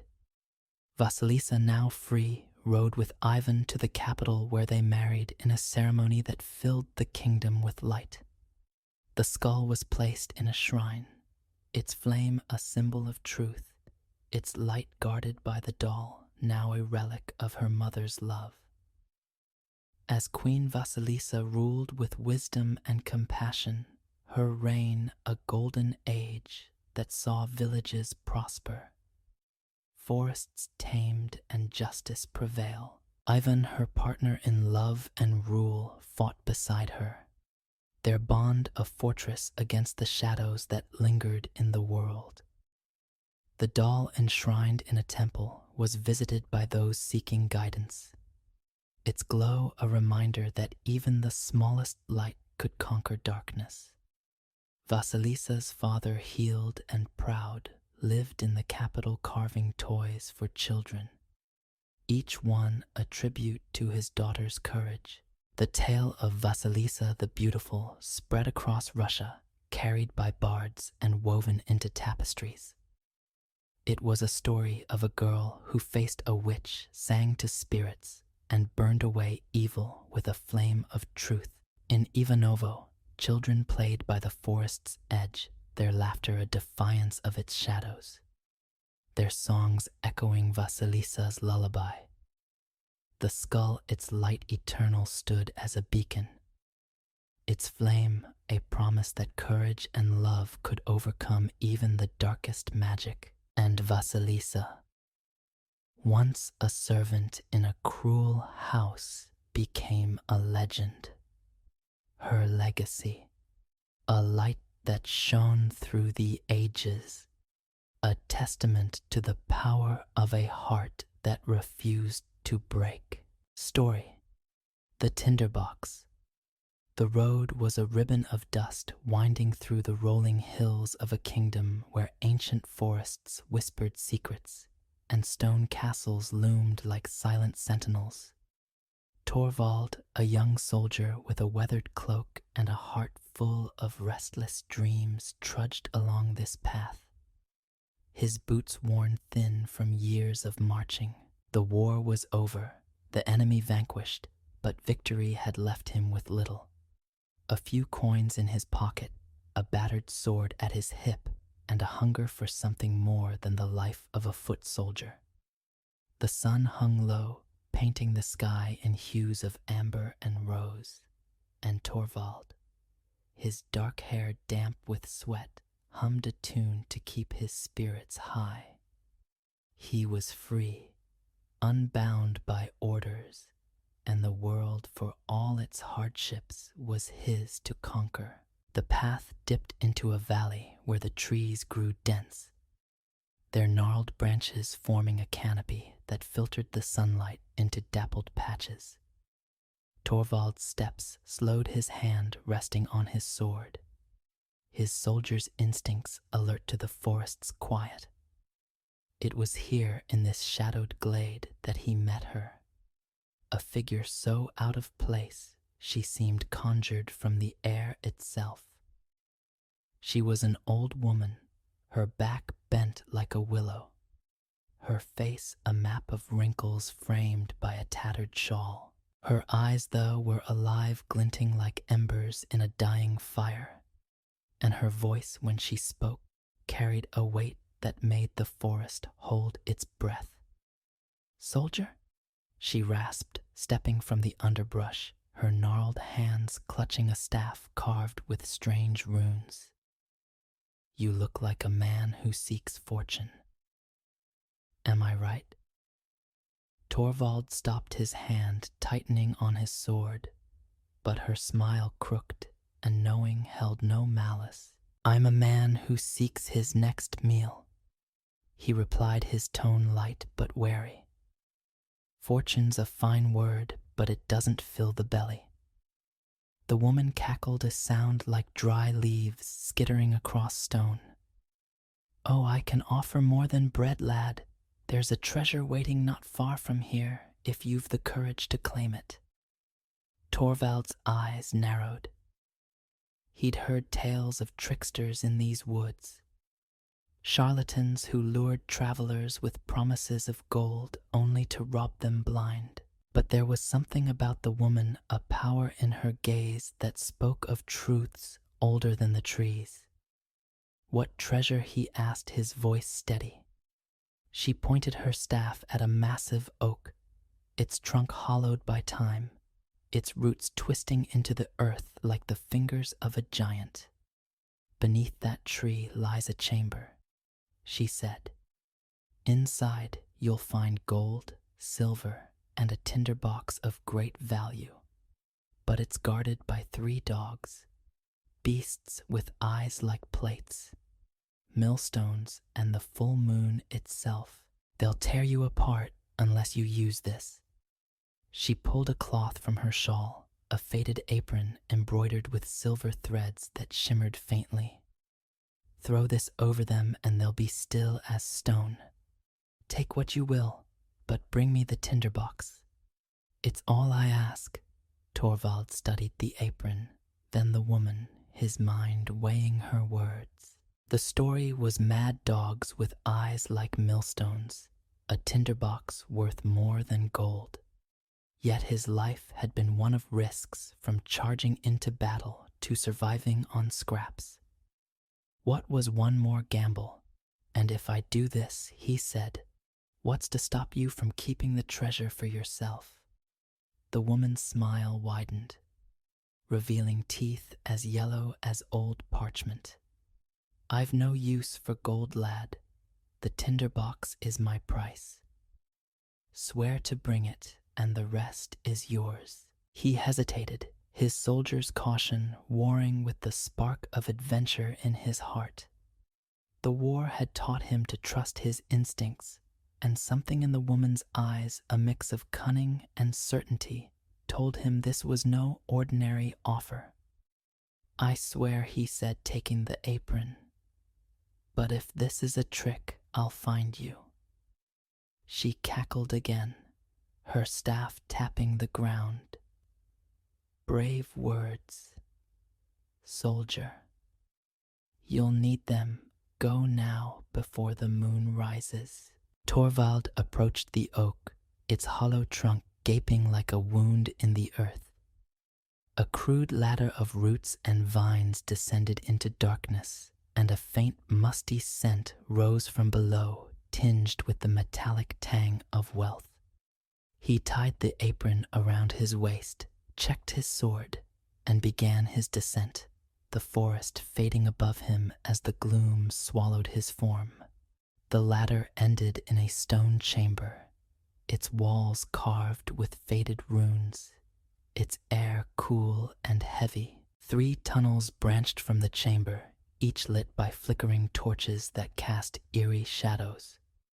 Torvald's heart pounded, but his steps were steady, his soldier's training guiding him forward. The first tunnel led to a vault, its door of iron rusted but ajar. Inside a dog sat on a chest, its fur black as midnight, its eyes glowing like twin silver plates. It growled a sound that shook the stone, but Torvald, quick and fearless, flung the apron over its head. The beast froze, its eyes dimming, its body still as a statue. Torvald lifted the chest's lid, revealing a pile of copper coins, their surfaces dull but heavy with promise. He filled his pockets, his hands trembling with the weight of wealth, and moved to the next tunnel.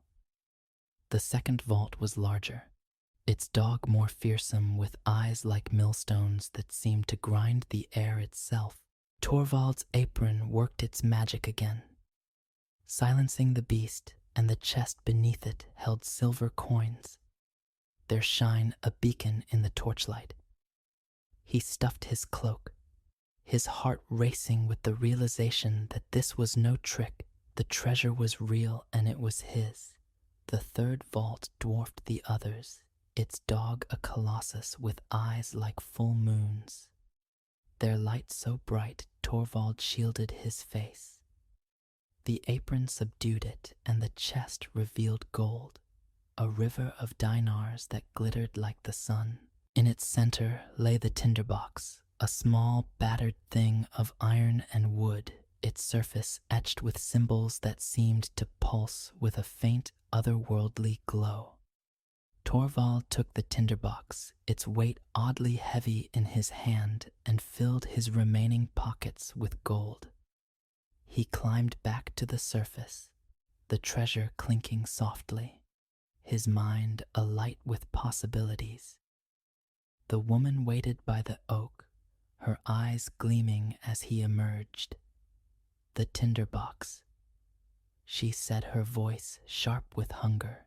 Torvald held it up, but a soldier's instinct stopped him from handing it over. "What makes this worth more than gold?"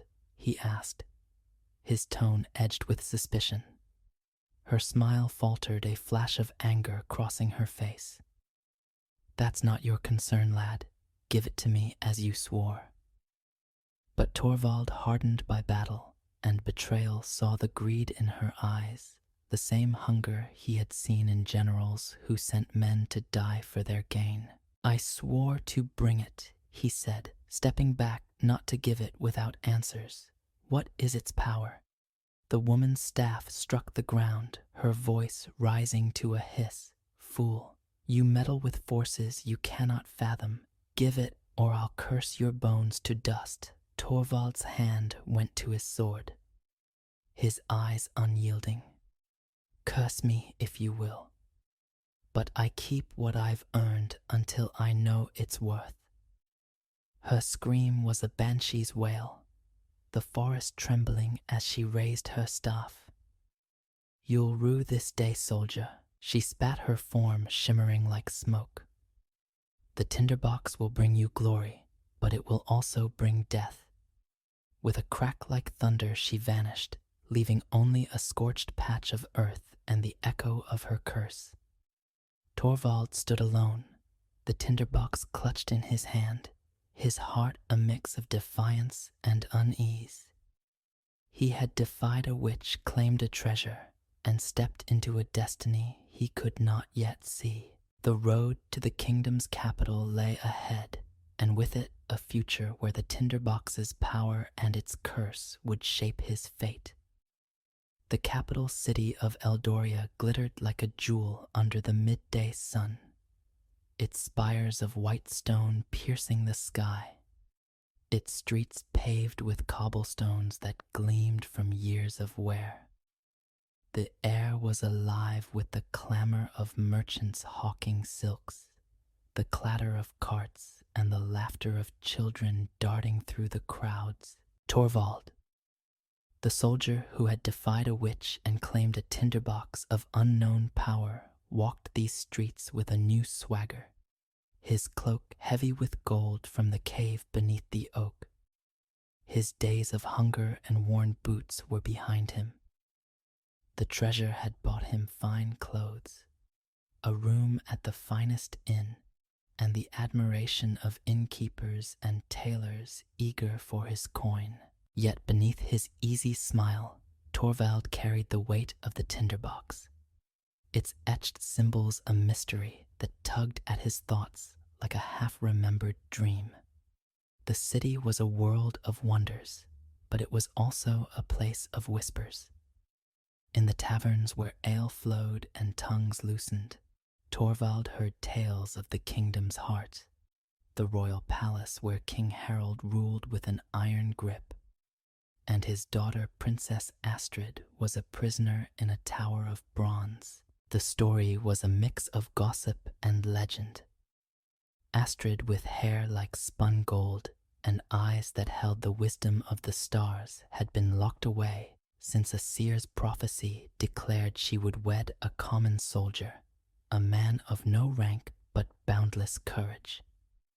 The king, fearing the loss of his dynasty to a nobody, had sealed her in the tower guarded by soldiers and spells. Her beauty a secret glimpsed only in rumors. Torvald, his soldier's heart stirred by the tale, felt a spark of curiosity that bordered on obsession. A princess, a prophecy, a soldier, could it be him? His days were spent in revelry, his gold buying feasts, music, and the company of new friends who praised his generosity.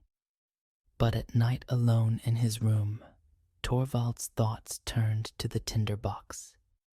It was a humble thing. Its iron surface dented, its wooden grip worn smooth. Yet the witch's hunger for it and her curse haunted him. What power did it hold? Why had she valued it above gold? One moonlit night, with the city quiet and the stars bright, Torvald sat by his window, the tinderbox in his hands. His fingers, acting on impulse, struck the flint once, a single spark flaring in the dark. The air shimmered and a low growl filled the room. From the shadows emerged a dog, its fur black as coal, its eyes glowing like silver plates. The same beast from the cave's first vault. It towered over Torvald, its presence a mix of menace and loyalty, its gaze fixed on him as if awaiting a command. Torvald's heart raced, but his soldier's instincts held firm. "What are you?" he asked, his voice steady.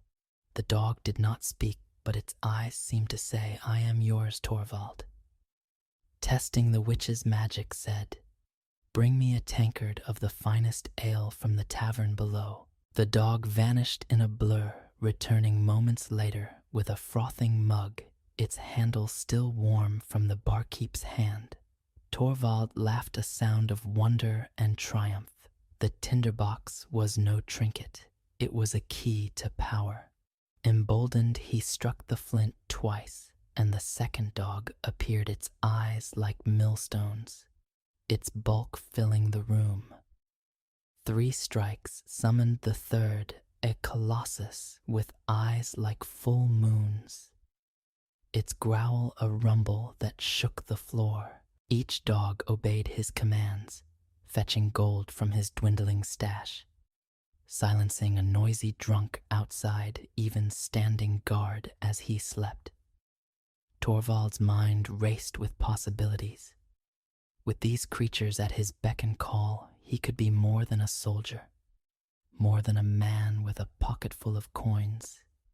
He could be a legend. The tale of Princess Astrid gnawed at him, her imprisonment a challenge to his newfound power. One night as the city slept, Torvald struck the tinderbox, once summoning the dog with eyes like plates. "Bring me the princess," he said, his voice a mix of daring and longing, "but harm no one and return her before dawn." The dog bowed its massive head and vanished, its paws silent as it loped toward the palace.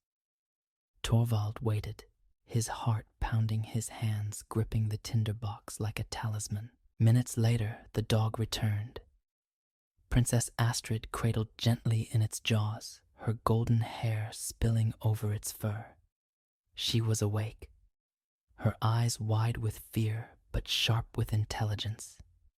Her nightgown shimmering in the moonlight, Torvald stood, his breath catching at her beauty.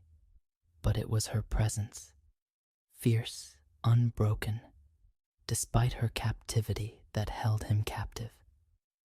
"Who are you?" she demanded, her voice steady despite the strangeness of her arrival. "And why have you brought me here?" Torvald, disarmed by her courage, bowed. "I'm Torvald, a soldier," he said, "and I meant no harm. I heard of your imprisonment, of the prophecy. I wanted to see you to know if the tales were true." Astrid's eyes softened, but her stance remained guarded. "The tales are half-truths," she said. "My father fears the prophecy, but I fear his greed more.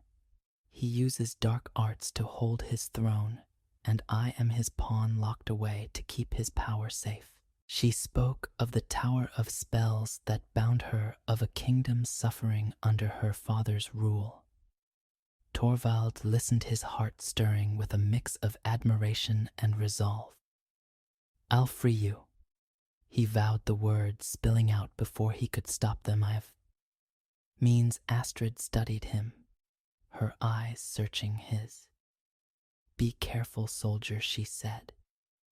"My father's spies are everywhere, and his wrath is merciless." The dog, sensing the approaching dawn, lifted her gently, and she was gone, returned to her tower before the guards could notice her absence.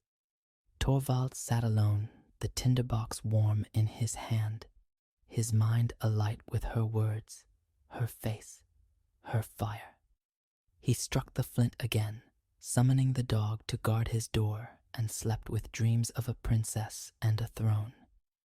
But the palace was not blind. King Harold, a man whose crown rested on a foundation of fear and sorcery, had spies in every corner of Eldoria.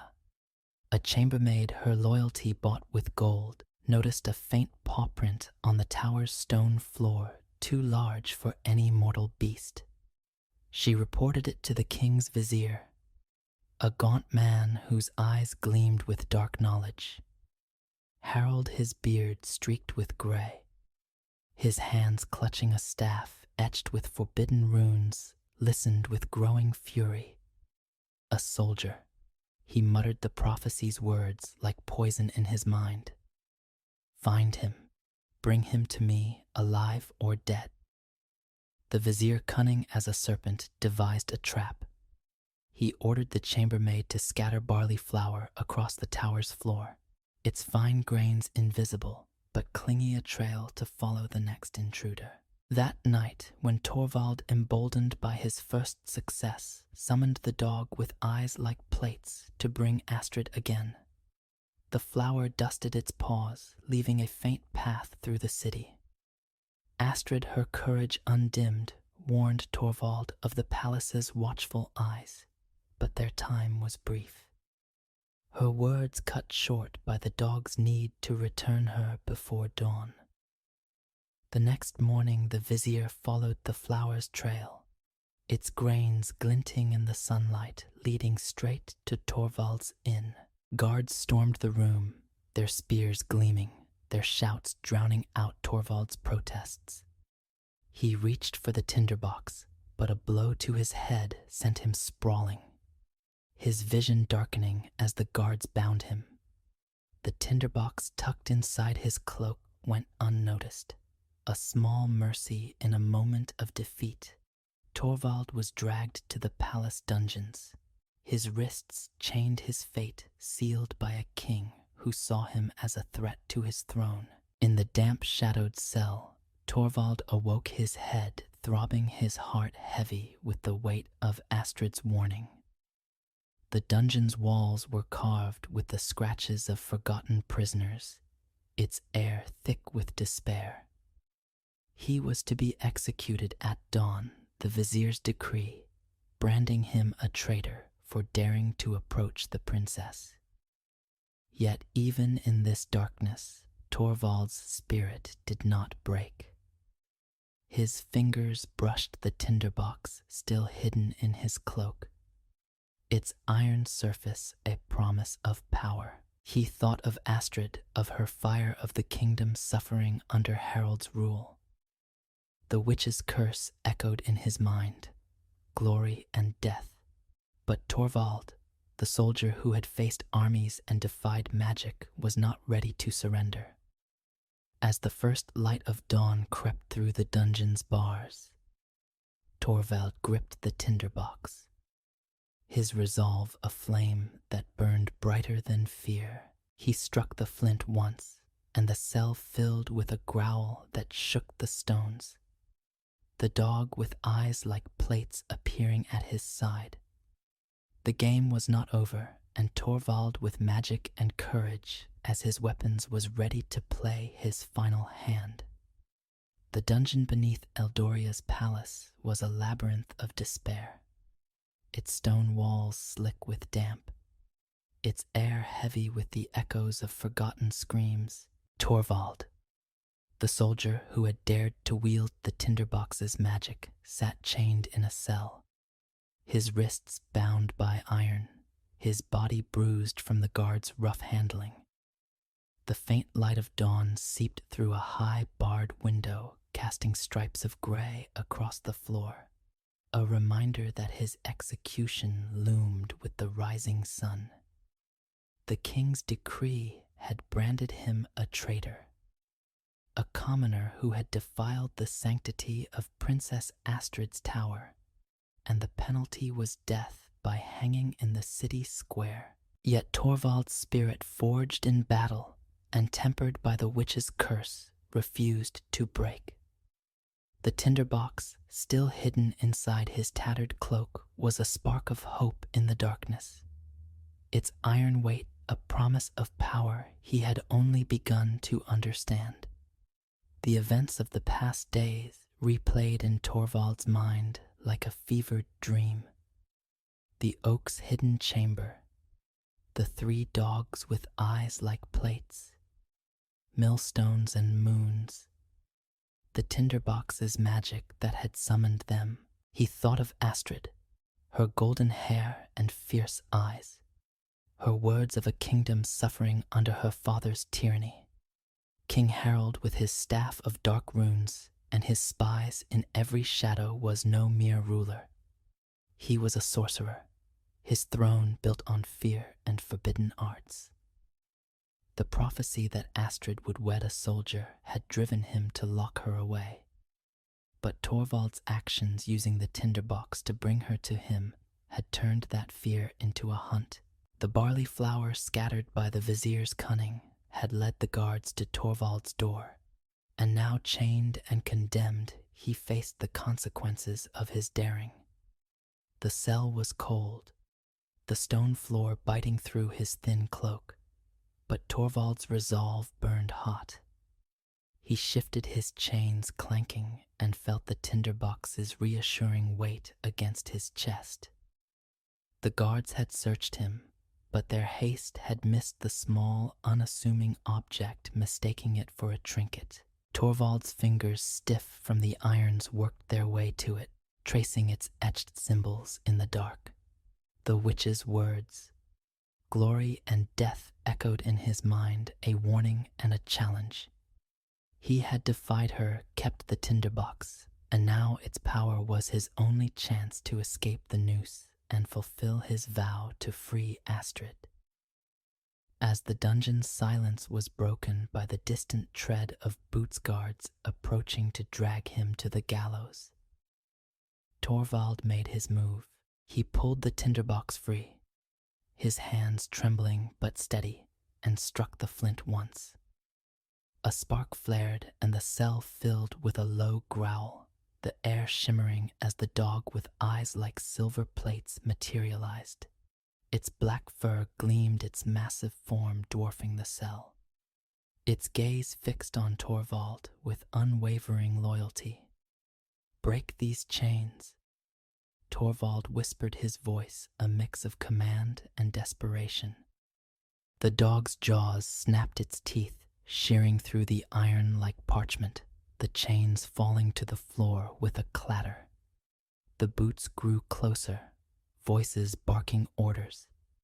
Torvald struck the flint again, summoning the dog with eyes like millstones.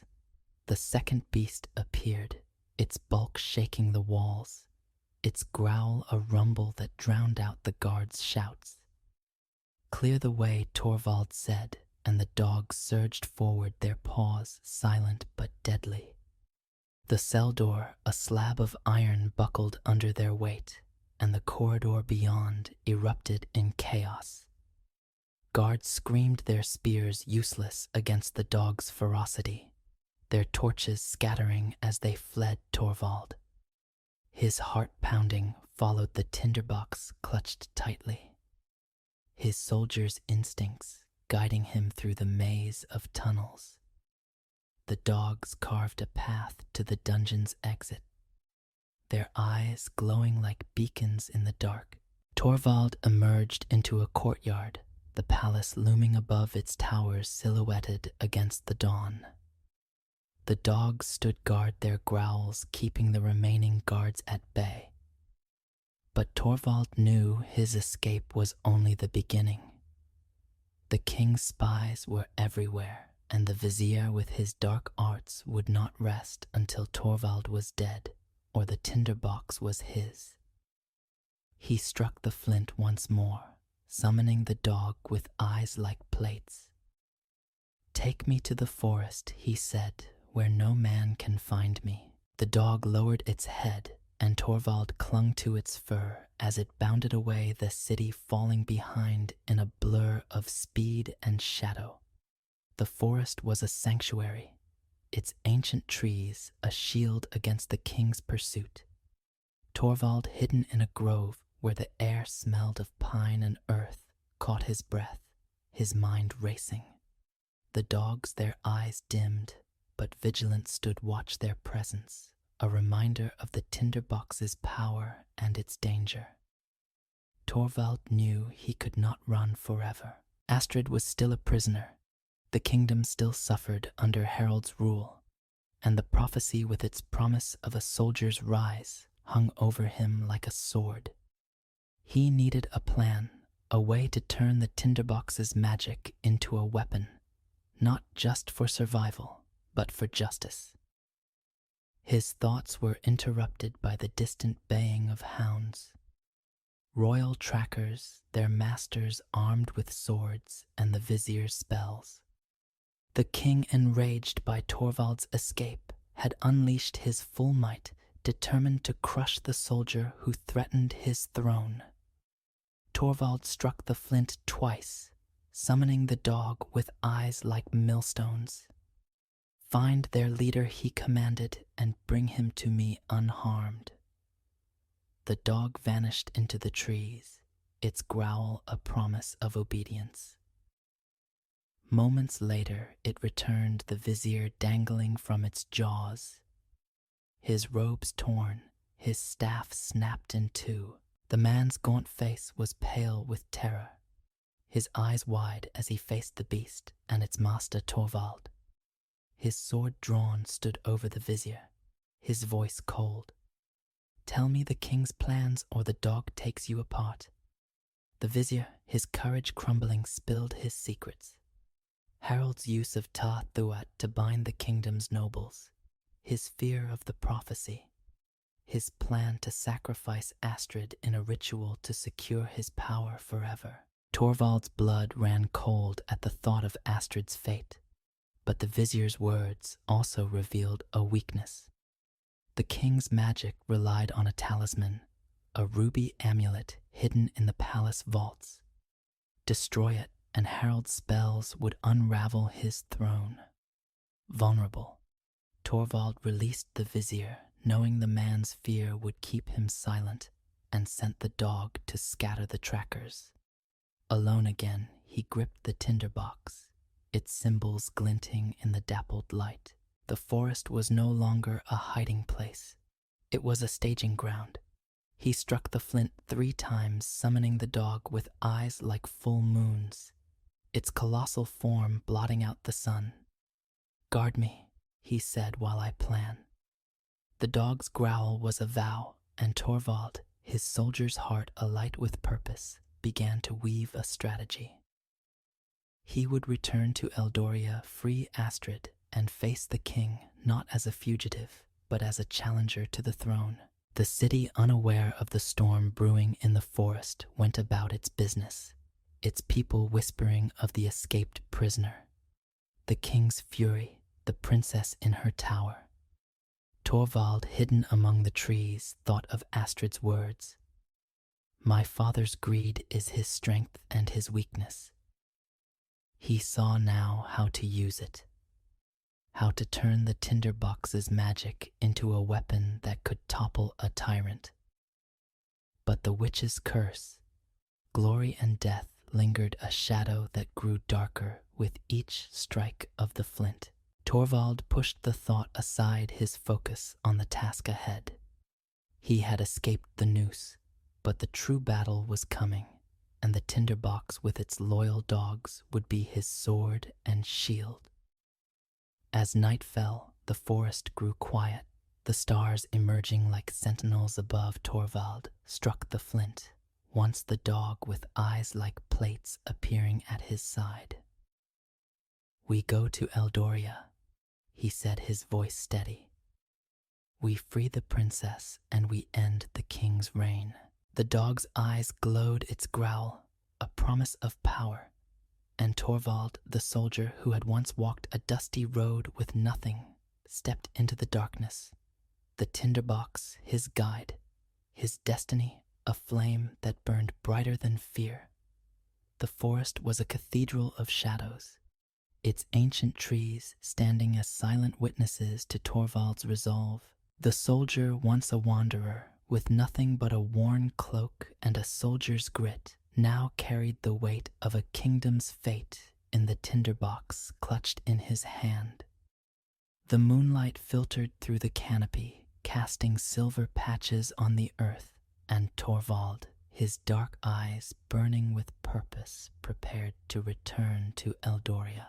Princess Astrid, locked in her bronze tower, was more than a dream. Now she was a symbol of the kingdom's hope, a beacon guiding him through the witch's curse of glory and death. The three dogs summoned by the tinderbox's magic were his allies, their eyes plates, millstones, moons glowing with a loyalty that no spell could break. But King Harold, with his dark arts and iron grip, was a formidable foe, and Torvald knew the battle ahead would test every ounce of his courage and cunning.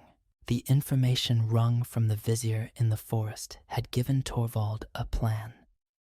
The king's power built on Ta, Thuat was tethered to a ruby amulet hidden in the palace vaults, a talisman that fueled his spells and bound the nobles to his will. Destroy it, and Harold's magic would crumble, his throne exposed. But reaching the vaults meant infiltrating the palace, freeing Astrid and facing an army fortified by fear and sorcery. Torvald, his soldier's mind sharp, devised a strategy that played to the tinderbox's strengths and the dog's terrifying might. He would strike under cover of night, using chaos to mask his moves, turning the king's own greed against him. Torvald struck the tinderbox twice, summoning the dog with eyes like millstones. Its massive form loomed, its growl a low rumble that stirred the leaves. "Go to Eldoria," he commanded, "and destroy the royal armory. Leave no weapon intact, but harm no innocent." The dog vanished, its paws silent as it raced toward the city, a shadow among shadows. Torvald struck the flint, once calling the dog with eyes like plates. "Guard the forest's edge," he said, "and stop any who pursue me." The dog took its post, its silver eyes scanning the darkness. Finally, he struck the flint 3 times, and the dog, with eyes like full moons, appeared, its colossal bulk a mountain of fur and muscle. "Follow me to the palace," Torvald said, "and be ready to strike when I call." The dog's growl was a vow, and Torvald, his cloak billowing, set out for Eldoria, the tinderbox his only light.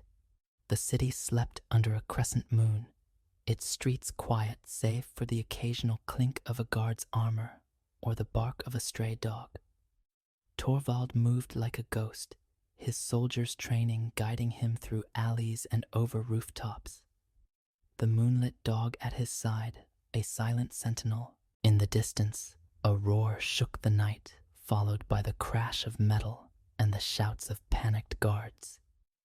The dog with eyes like millstones had reached the armory. Torvald smiled grimly, knowing the destruction would sow chaos, drawing the king's forces away from the palace. The city's heart was vulnerable, and he would strike before it could recover. The palace loomed, its white stone walls aglow under the moonlight, its towers piercing the sky like spears. The bronze tower where Astrid was held stood apart, its surface etched with runes that pulsed with dark energy. Torvald, hidden in the shadow of a garden wall, struck the tinderbox, once summoning the dog with eyes like plates to join him. "Take me to the tower," he whispered, and the dog, its jaws gentle but firm, carried him to the tower's base, its paws silent on the grass. The runes flared as Torvald approached, their light searing, but the dog with eyes like moons growled its presence. A shield against the magic, Torvald climbed, his hands finding holds in the bronze, his heart pounding with the thought of Astrid waiting above. The tower's chamber was a gilded cage, its windows barred, its walls draped with tapestries that hid the stone's coldness. Astrid stood by a window, her golden hair catching the moonlight, her eyes sharp with defiance despite her captivity. She turned as Torvald entered her breath, catching but her voice was steady. "You came?" she said, a mix of relief and warning. "But my father knows you're free. His guards are hunting you, and his spells are stronger than you think." Torvald, his heart swelling at her courage, stepped closer. "I'm here to end his reign," he said, "and to free you. But I need your help." "Tell me of the ruby amulet." Astrid's eyes darkened, her voice low. "It's in the vaults guarded by a spell that burns flesh from bone. My father wears its twin, a smaller ruby, to channel its power. Break the amulet and his magic fails, but reaching it is near impossible." Torvald nodded, his plan solidifying. "Then we go together," he said. "The dogs will clear the way." Astrid, her jaw set, agreed, her trust in him a spark that fueled his resolve. The dog, with eyes like plates, carried them down its strength, defying the tower's spells, and they slipped into the palace. The chaos from the armory's destruction masking their movements. The vaults were a fortress within the palace, their iron doors sealed by runes that pulsed with malevolent light.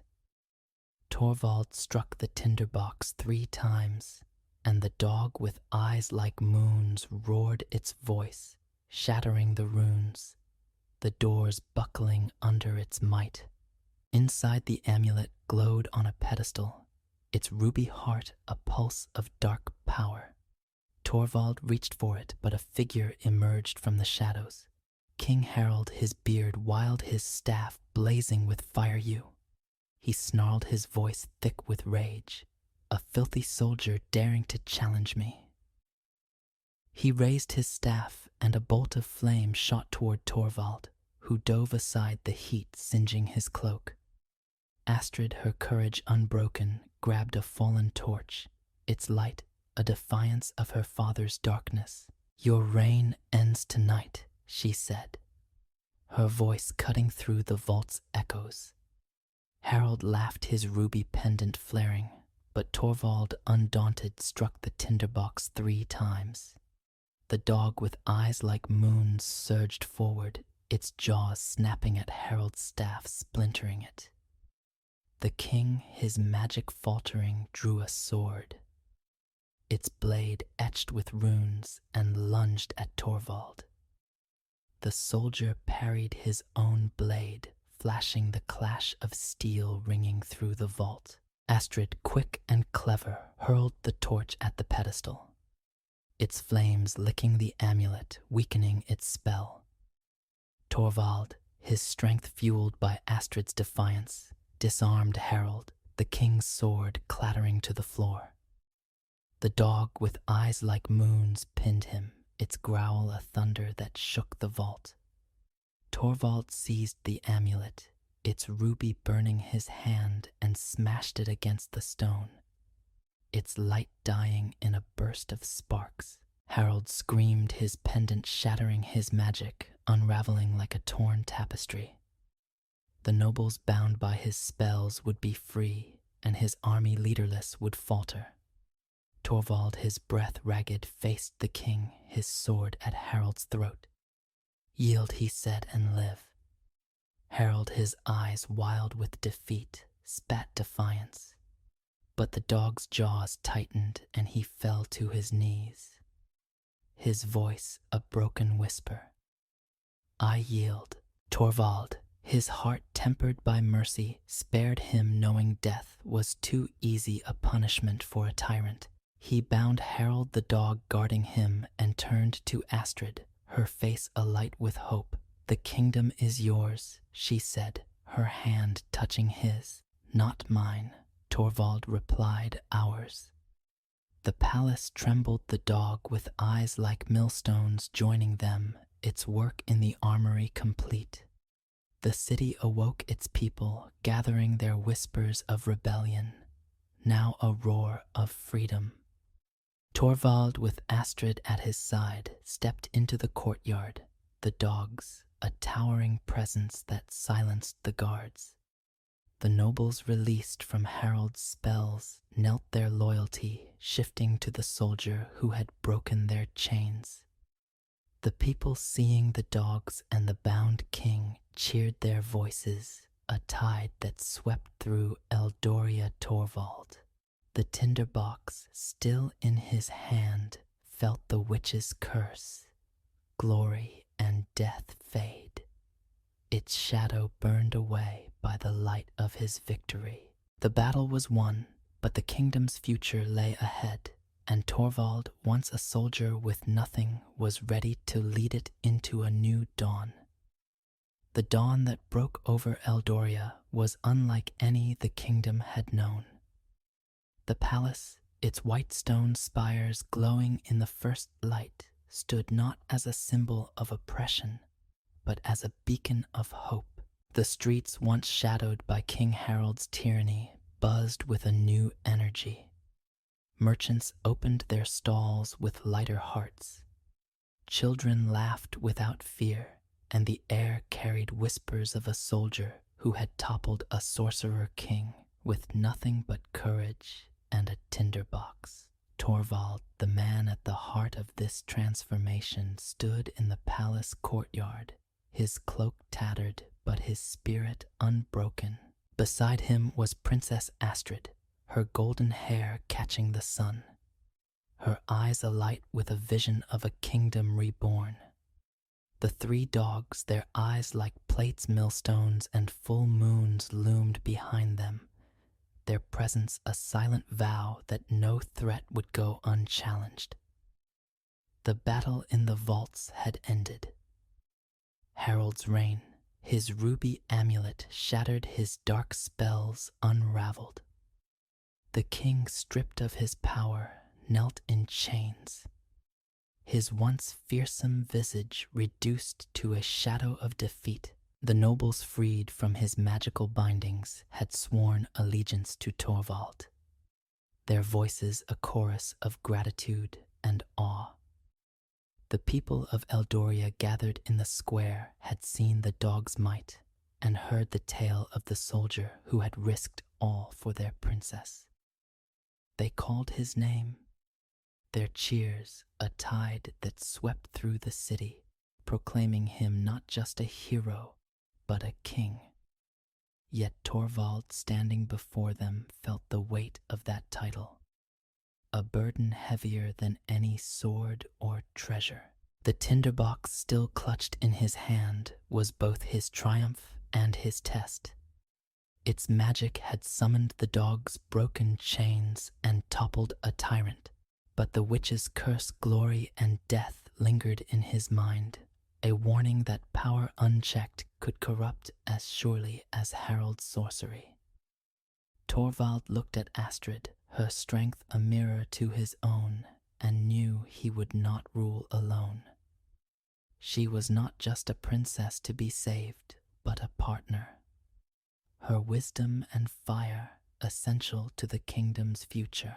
Together they would forge a reign built not on fear, but on justice, not on magic, but on trust. The first act of Torvald's rule was to deal with Harold, the fallen king. His beard matted his eyes. Hollow stood before the crowd, his fate in Torvald's hands. The people called for blood, their years of suffering a chorus of vengeance. But Torvald raised a hand, silencing them. "Death is too easy," he said, his voice carrying across the square. "Harold will live, but not as a king. He will be exiled to the northern wastes where he can harm no one and reflect on the kingdom he betrayed." Astrid nodded, her eyes approving, and the crowd, though hesitant, accepted the decree, their trust in Torvald outweighing their thirst for retribution. Harold, his head bowed, was led away, his staff a broken relic, his legacy a cautionary tale. the palace cleansed of Harold's dark arts became a seat of renewal. Torvald and Astrid, declared king and queen by the will of the people, married in a ceremony that filled Eldoria with joy. The square was adorned with flowers, musicians played lutes and drums, and the dogs, their eyes softened, but vigilant, stood as honored guests, their massive forms a symbol of the kingdom's protection.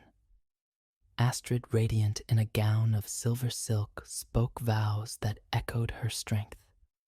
"I marry not just a king, but a man who saw me as more than a prize." Torvald, his soldier's heart laid bare, promised to rule with her, not over her.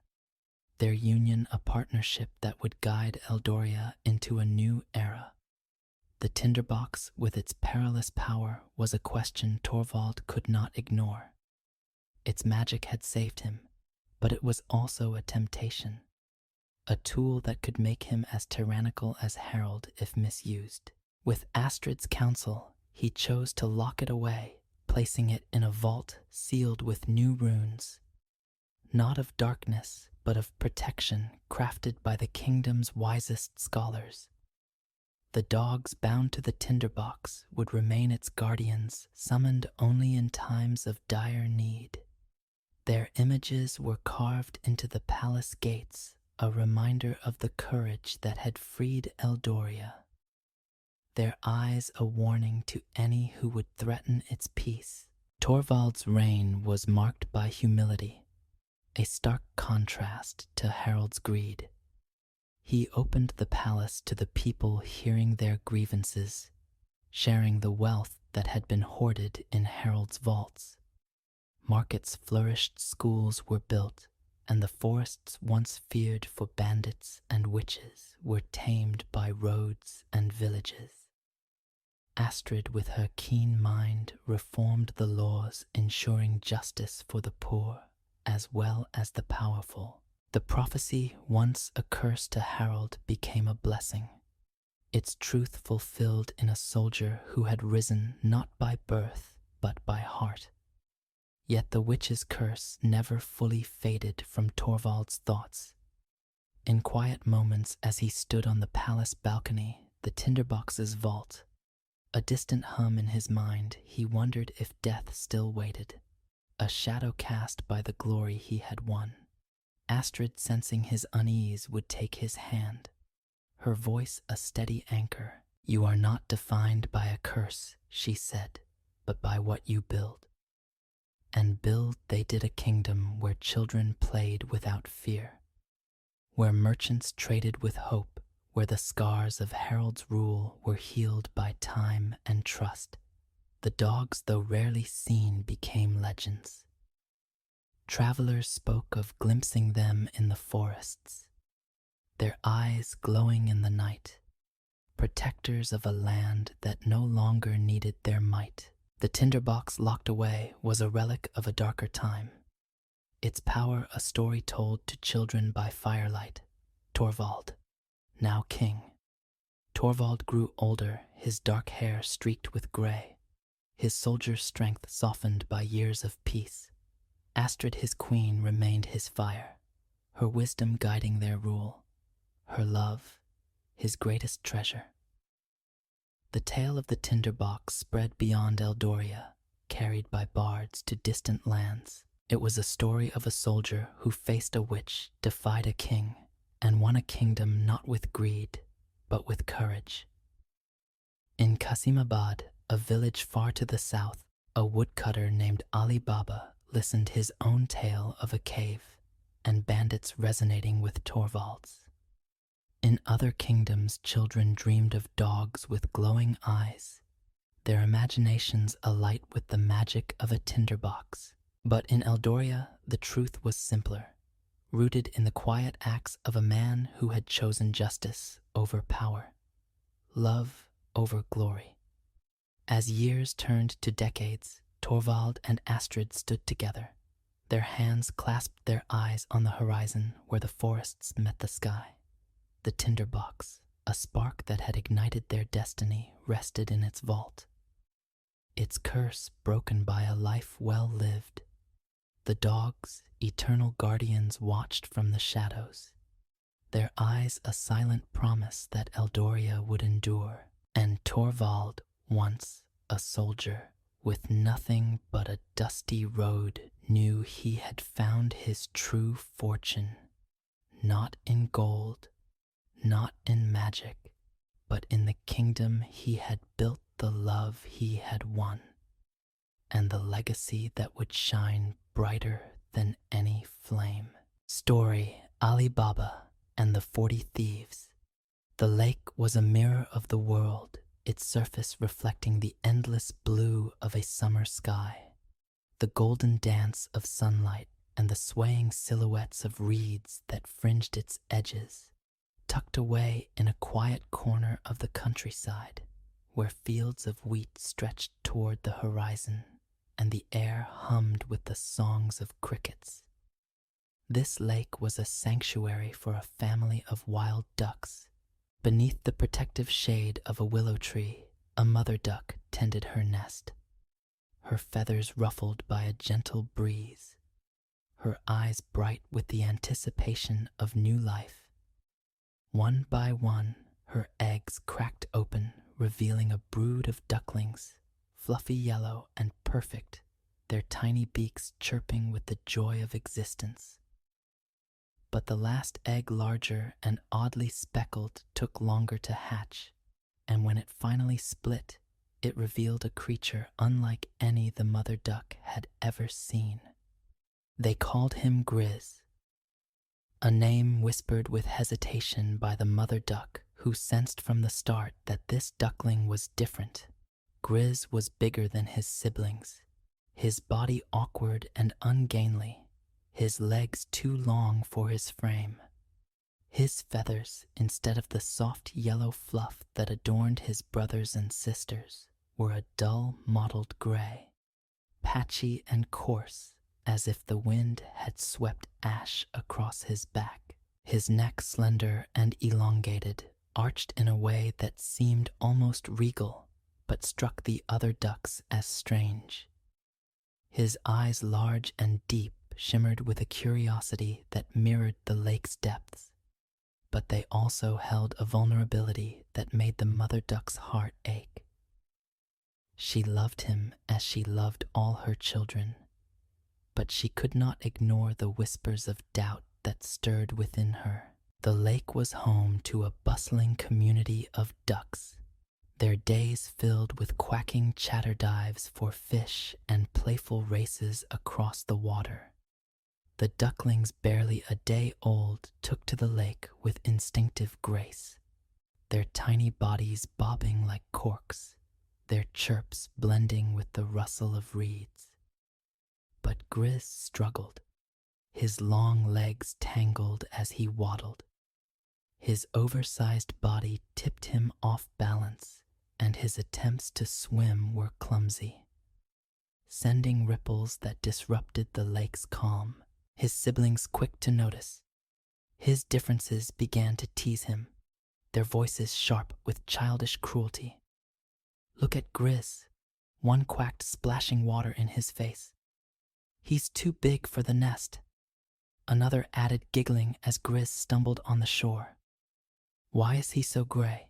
He's like a storm cloud, not a duck." The mother duck, her heart torn, tried to shield Grizz from their taunts.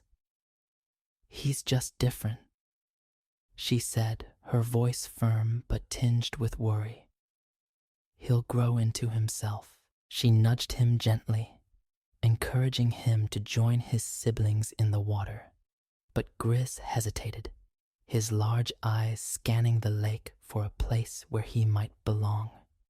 The other ducks, older and less forgiving, were no kinder. They gathered in clusters, their heads tilted, their beaks clicking with disapproval. "What is that thing?" a grizzled drake muttered, his feathers ruffled. "He doesn't look like one of us." A hen agreed, her eyes narrowing. "Maybe he's not a duck at all." Grizz felt their words like stones, each one striking his fragile heart. He tried to quack as they did, to paddle as they did, but his voice was a hoarse, awkward honk, and his movements lacked their effortless grace. He watched his siblings play their yellow fluff glowing in the sunlight, and felt a pang of envy, not for their beauty, but for the ease with which they fit into the world. He loved the lake, its cool water, its swaying reeds, the way the sunset painted it in shades of pink and gold. But the lake did not love him back. It was a mirror, and what it reflected was a creature out of place, a stranger in his own home. The mother duck, sensing his pain, stayed close, her wing brushing against his side as they waddled along the shore. "You are my son," she told him, her voice soft but fierce. "And you are enough." Gris wanted to believe her, wanted to cling to the warmth of her words.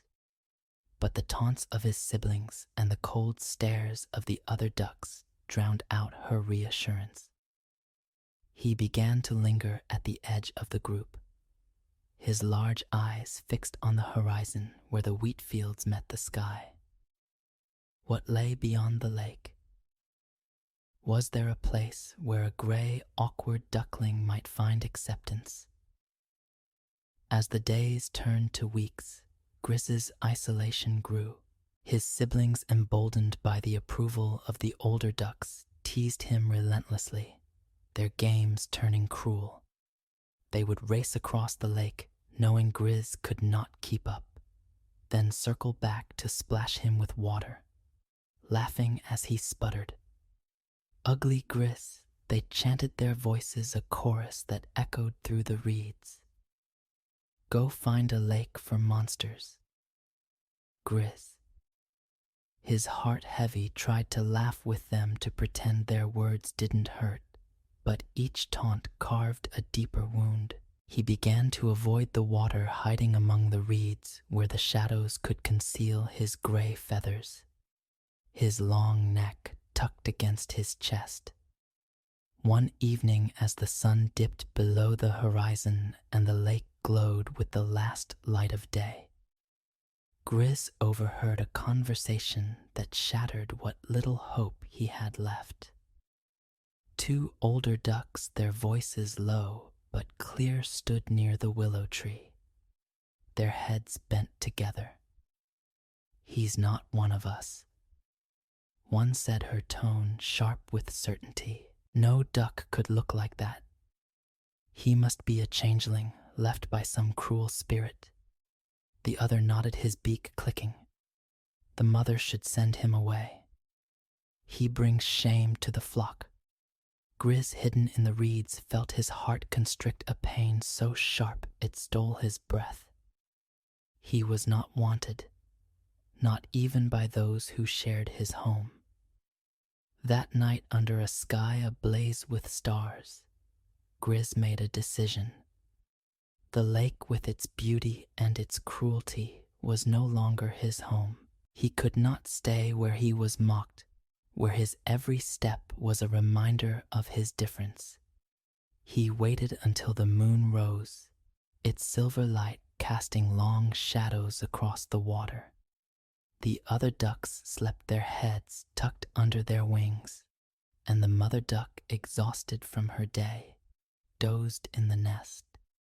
Gris looked at her, his large eyes brimming with love and sorrow. He wanted to thank her, to tell her he would carry her kindness with him, but words were beyond him. Instead, he turned away, his long legs carrying him to the lake's edge. The water was cold against his feathers, but Gris did not hesitate. He waded in his awkward strokes, carrying him to the far shore where the reeds gave way to open fields. He glanced back once at the nest where his mother slept, at the lake that had been his world.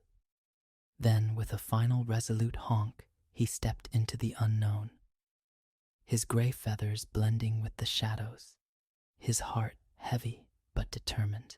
He did not know where he was going, only that he could not stay. Somewhere beyond the wheat fields, beyond the horizon. There must be a place where a duckling like him could belong. As Grizz disappeared into the night, the lake grew still, its surface reflecting the stars above. The mother duck stirred her eyes, opening to find one of her children gone. She quacked softly, a sound of grief and hope, as if praying for the world to be kinder to her lost son. The reeds whispered, the stars shone, and Grizz, the ugly duckling, began his journey, unaware of the beauty that lay hidden within him, waiting to be revealed. The world beyond the lake was vast and unforgiving, a tapestry of fields, forests, and streams that stretched endlessly under a sky that seemed to mock Grizz with its boundless blue. The gray duckling, his long neck arched and his large eyes scanning the horizon, moved through this new realm with a mix of trepidation and resolve. The taunts of his siblings and the cold stares of the lake's ducks still echoed in his heart, each word a weight that pressed against his fragile spirit. Yet Grizz pressed on, driven by a quiet, stubborn hope that somewhere in this wide and wild world there was a place where he could belong. His gray feathers, patchy and coarse, were dusted with the dirt of his journey, and his awkward gait left uneven tracks in the soft earth. But his eyes burned with a determination that no hardship could dim. The first days of his exile were a blur of hunger and solitude. The wheat fields, golden and swaying, offered little sustenance for a duckling unused to foraging alone. Grizz nibbled at stray seeds and sipped from puddles, his stomach a constant knot of need. The nights were colder than he had imagined, the stars above, indifferent to his plight. He curled up in hollows beneath hedges, his long legs tucked beneath him, his gray feathers fluffed against the chill. Sleep came fitfully haunted by dreams of the lake, of his mother's gentle quack, of his siblings' laughter, of the reeds that had once been his shelter. But morning always came, and with it the need to move, to keep searching for the home he could not yet name. Grizz's journey led him to a farm, a sprawling patchwork of barns, fences, and muddy pens, where the air was thick with the cluck of chickens and the honk of geese. The sight of other birds stirred a flicker of hope in his heart. Perhaps here, among creatures who shared his feathered nature, he might find acceptance. He waddled cautiously into the yard, his large eyes wide with curiosity, his long neck craning to take in the bustle. The chickens, their feathers sleek and speckled, paused to stare, their heads tilting in unison. The geese, larger and more imposing, raised their heads, their beaks snapping with disapproval. "What's this?" A hen clucked, her voice sharp. A duck, but so ugly, a goose, its feathers ruffled, added. "Look at that neck. It's like a snake's. Get out, you gray monster."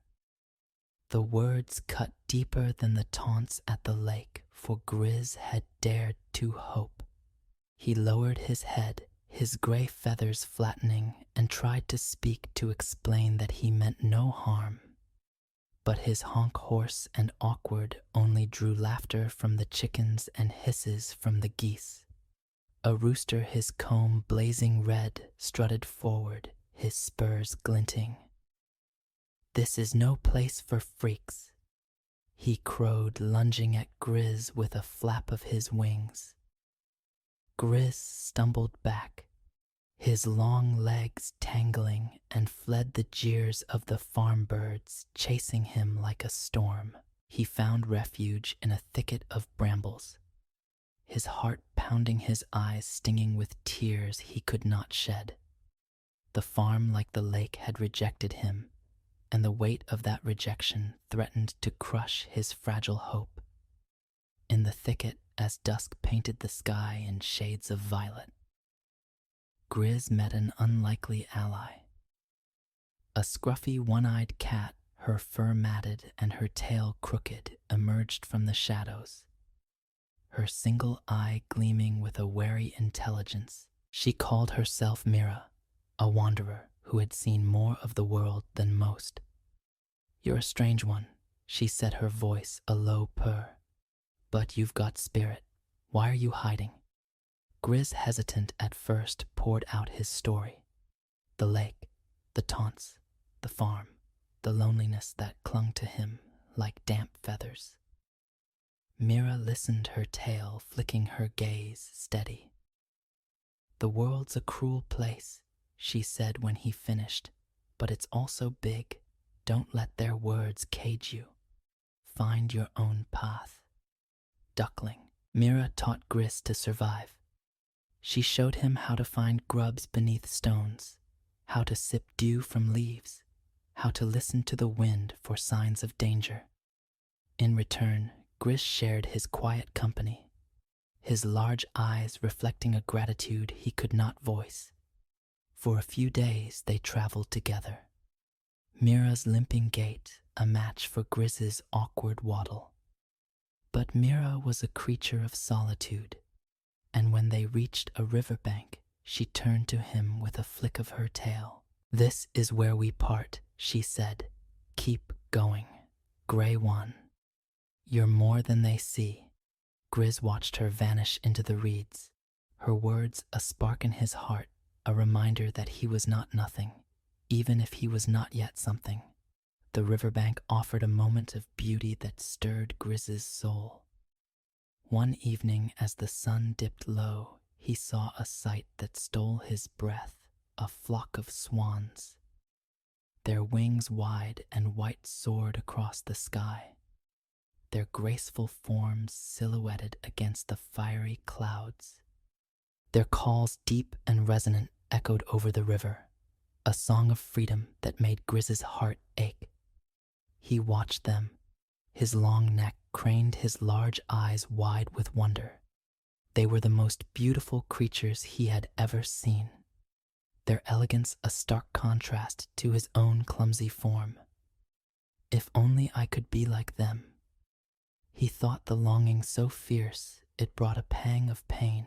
But the swans were gone as quickly as they appeared, leaving Grizz alone with the river's murmur and his own unattainable dreams. Autumn deepened and the world grew harsher. The fields turned brittle, the streams grew cold, and Grizz, his gray feathers thinning, felt the weight of his solitude more keenly. He wandered from river to forest, from meadow to marsh, each step a test of his endurance. He met other creatures, a frog who shared a lily pad, a sparrow who sang of distant lands, but none offered the belonging he sought. The taunts of the lake and the farm followed him, whispering that he was ugly, unwanted, a mistake. Yet Mira's words, "Find your own path," echoed louder, a lifeline that kept him moving forward. One evening, as the first frost dusted the ground, Grizz found shelter in a hollow log, its mossy interior a frail defense against the cold. He curled up, his long legs tucked beneath him, his large eyes fixed on the stars visible through a crack in the wood. The swans haunted his thoughts, their grace a vision he could not shake. He did not know what he was, nor where he belonged, but he felt a stirring within him, a sense that his journey was not in vain. The world was cruel, but it was also vast, and somewhere beyond the frost, beyond the stars, there was a place for a duckling like him. As sleep claimed him, Grizz dreamed of the lake, of his mother's gentle quack, of the reeds that had once been his home. But in his dream, he was not the gray, awkward duckling. He was something else, something strong and beautiful, soaring above the water with wings that caught the light. The dream was fleeting, but it left a warmth in his heart, a promise that sustained him through the cold night. He did not know what lay ahead, nor how long his journey would last, but he knew one thing: he would keep going for the swans, for Mira, for the hope that he was more than the world could see. Winter descended upon the countryside with a ferocity that seemed to mock Griz's fragile hope. The fields, once golden with wheat, were now cloaked in snow, their edges blurred by howling winds. The streams that had guided his wandering days froze into ribbons of ice, and the trees, stripped of their leaves, stood like sentinels guarding a world turned cold and silent. Grizz, the gray duckling who had fled the lake in search of a place to belong, was alone, his long neck bowed against the biting chill, his large eyes scanning the horizon for any sign of warmth. His feathers, patchy and thin, offered little protection, and his body, gaunt from weeks of meager foraging, trembled with each step. Yet within him burned a spark, a stubborn, flickering belief that his journey, however painful, was leading him somewhere. The memory of the swans, their white wings slicing through the autumn sky, haunted Grizz like a song he could not forget. Their grace, their strength, their effortless belonging had stirred a longing so deep it felt like a physical ache. He saw them in his dreams soaring above the frozen landscape, their calls a promise of a life he could scarcely imagine. But awake, he was only Grizz, awkward, gray, and unwanted, a duckling who did not fit in the world of ducks or anywhere else. Mira's words, "Find your own path," echoed in his mind, a lifeline that kept him moving through the snow. But the weight of his loneliness grew heavier with each passing day. Grizz's wanderings brought him to a small frozen creek, its surface a mirror of ice that reflected his haggard form. He paused, his breath frosting in the air, and stared at the creature looking back at him. His feathers were ragged, his long neck thinner than ever, his large eyes dulled by hunger and fatigue. "Who are you?" He thought the question a whisper in his heart. The reflection offered no answers, only a reminder of the taunts that had driven him from the lake. "Ugly monster, not one of us." He turned away, his long legs crunching through the snow, determined to keep moving to outrun the doubts that clung to him like frost. The creek became his temporary refuge, its banks lined with brittle reeds that offered some shelter from the wind. Grizz foraged as best he could, pecking at frozen roots and sipping from cracks in the ice. But food was scarce, and his strength waned. The nights were the hardest, the darkness a void that swallowed the world, leaving only the stars to keep him company. He curled up in a hollow beneath a fallen log, his body shivering, his large eyes fixed on the sky. The stars, bright and unyielding, seemed to speak of hope, of a future beyond the cold.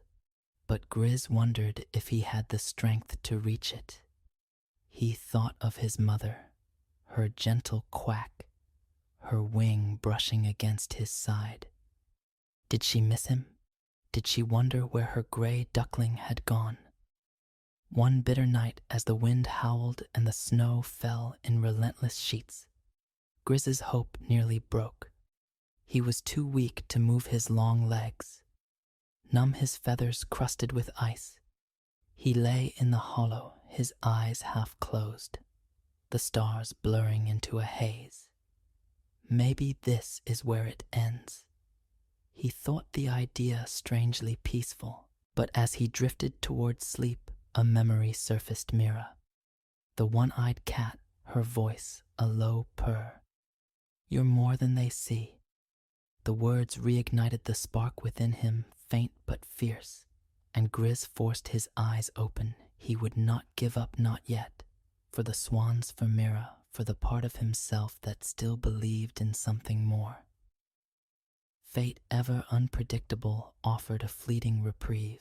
A farmer trudging through the snow to check his traps spotted Grizz's gray form against the white, a barely moving shadow in the storm. The old man, his face weathered and kind, scooped the duckling into his coat, muttering, "Poor thing, you'll freeze out here." The warmth of the farmer's home was a shock to Grizz's senses. A hearth roaring with fire, a kitchen smelling of bread, a soft blanket where he was gently placed. The farmer's wife, her hands rough but tender, fed him scraps of grain and warmed water. And for a moment, Grizz felt a flicker of belonging, a sense that he might be safe. But the farmer's children, curious and cruel in the way children can be, shattered that illusion. They crowded around Grizz, their voices loud and mocking. "What's this ugly bird?"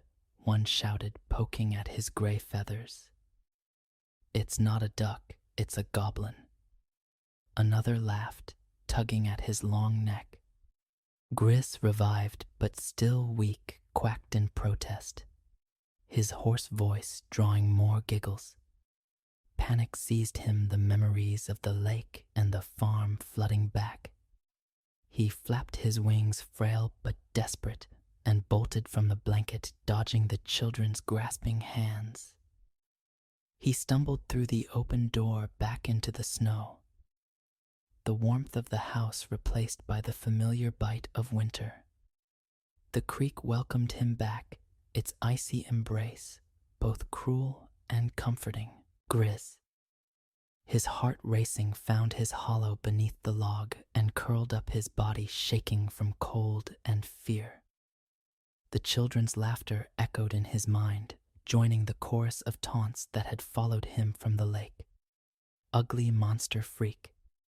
He wanted to scream, to demand why the world hated him, but he had only his silence, his shivering form, his large eyes fixed on the stars. Mira's words fought against the despair, a faint whisper that urged him to keep going, to believe in the path he could not yet see.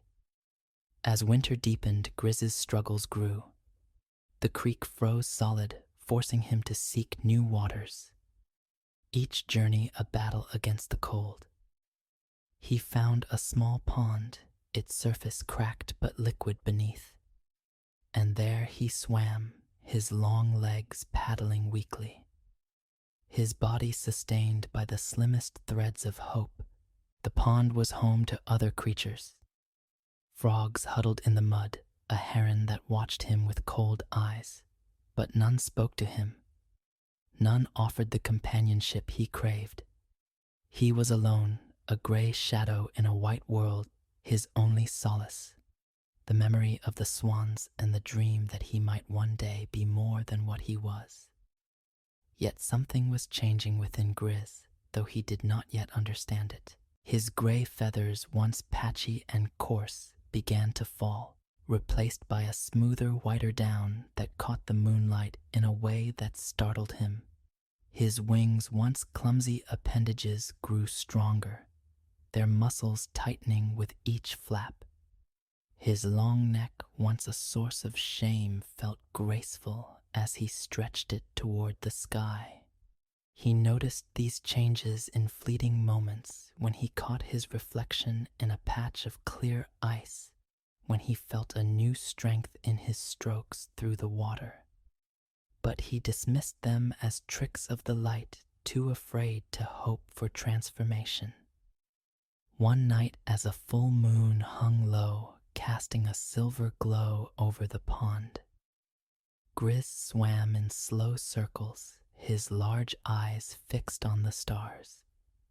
The swans returned to his thoughts, their white wings a vision that both inspired and wounded him. "I will never be like them," he thought, But the thought was softer now, less a surrender than a question. Mira's voice, the farmer's kindness, the stars' quiet promise, they wove together in his heart, a fragile tapestry that held him together. He did not know what he was, nor where his path would lead, but he felt a stirring a sense that winter, for all its cruelty, was not the end. Grizz tucked his head under his wing, his body warmed by the new down that covered him. The wind howled, the snow fell, but he slept. His dreams filled with wings and skies and a lake where he was not an outcast. The world was vast and winter was long, but Grizz, the ugly duckling, was learning to endure, to believe, to carry the spark of hope through the darkest nights. Somewhere beyond the ice, beyond the stars, his true self was waiting, and he would find it no matter how far he had to go.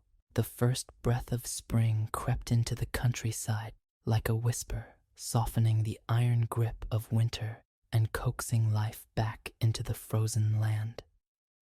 The snow that had blanketed the fields melted into rivulets, feeding streams that sparkled under a warming sun.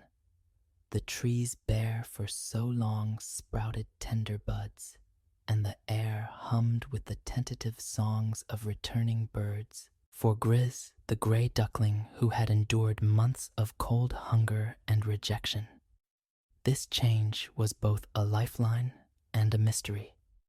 His body battered by winter's cruelty felt a stirring of strength, a lightness that seemed to lift the weight of his loneliness.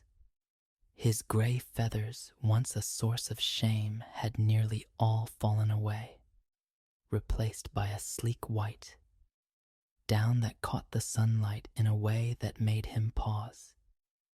Yet he dared not hope. Not yet, for hope had betrayed him too many times.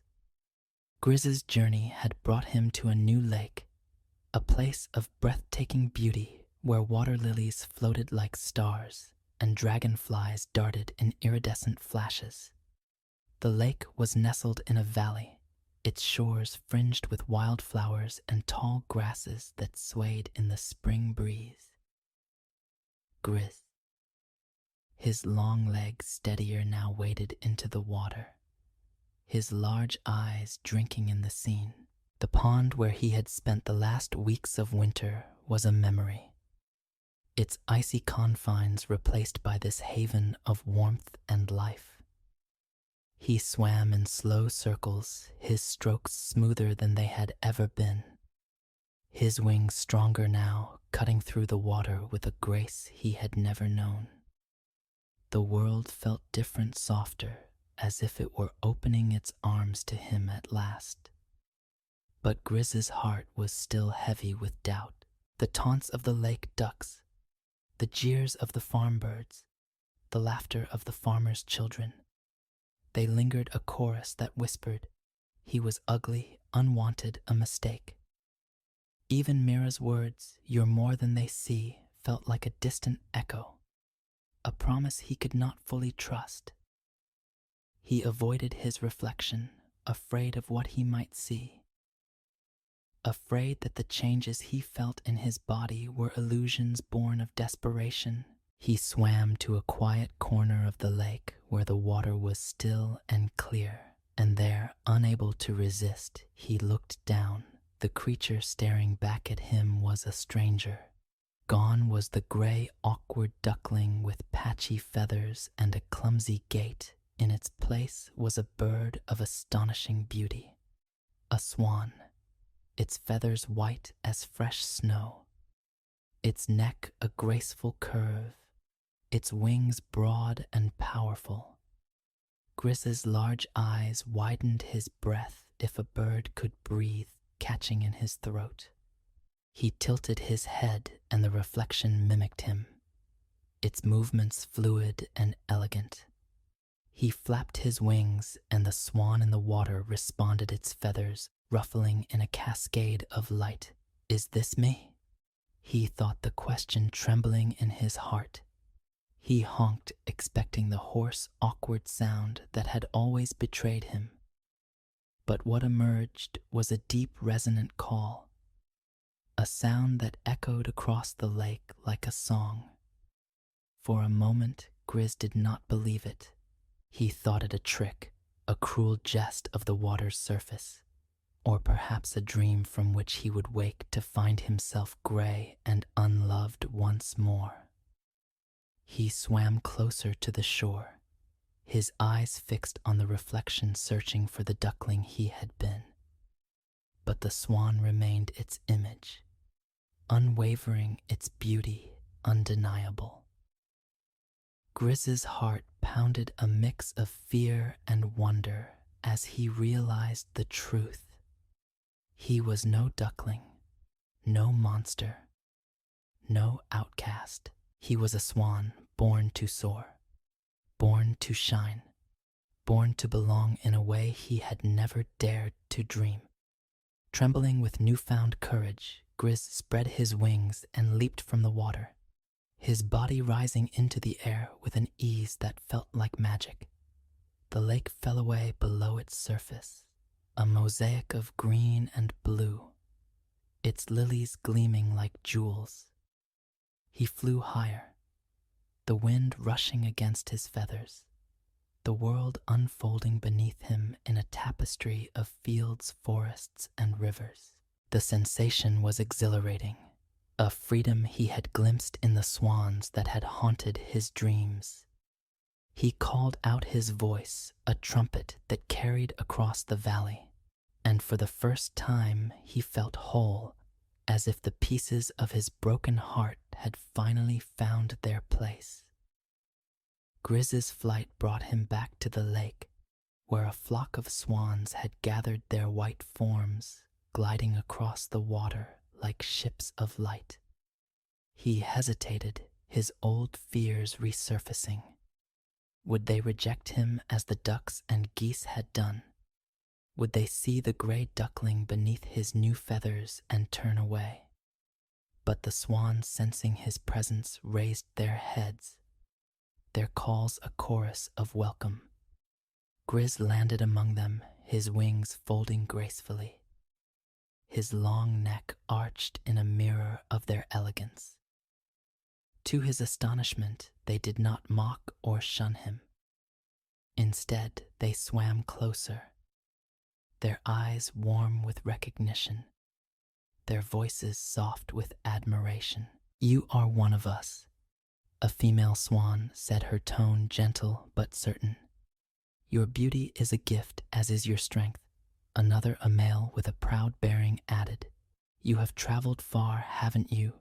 We see it in your eyes." Grizz, overwhelmed, could only nod, his large eyes brimming with emotions he could not name. The swans surrounded him, their wings brushing against his, their presence a balm to the wounds of his past. For the first time in his life, Grizz felt accepted, not for what he might become, but for who he was in this moment, a swan radiant and free. Yet even in this moment of triumph, Grizz's heart turned to the past. He thought of the lake where he had been born, of his mother's love and his siblings' cruelty. He thought of the farm where the chickens and geese had driven him away, and of the farmer's house where the children's laughter had echoed the taunts of his youth. He thought of Mira, the one-eyed cat who had seen his spirit when he could not, and of the swans who had inspired him to keep going.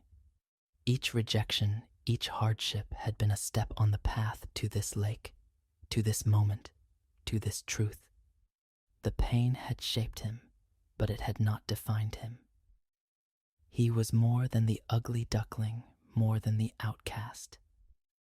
He was Grizz, a swan, and his journey had made him whole. As the sun climbed higher, bathing the lake in golden light, Grizz swam among the swans, his movements fluid, his heart light.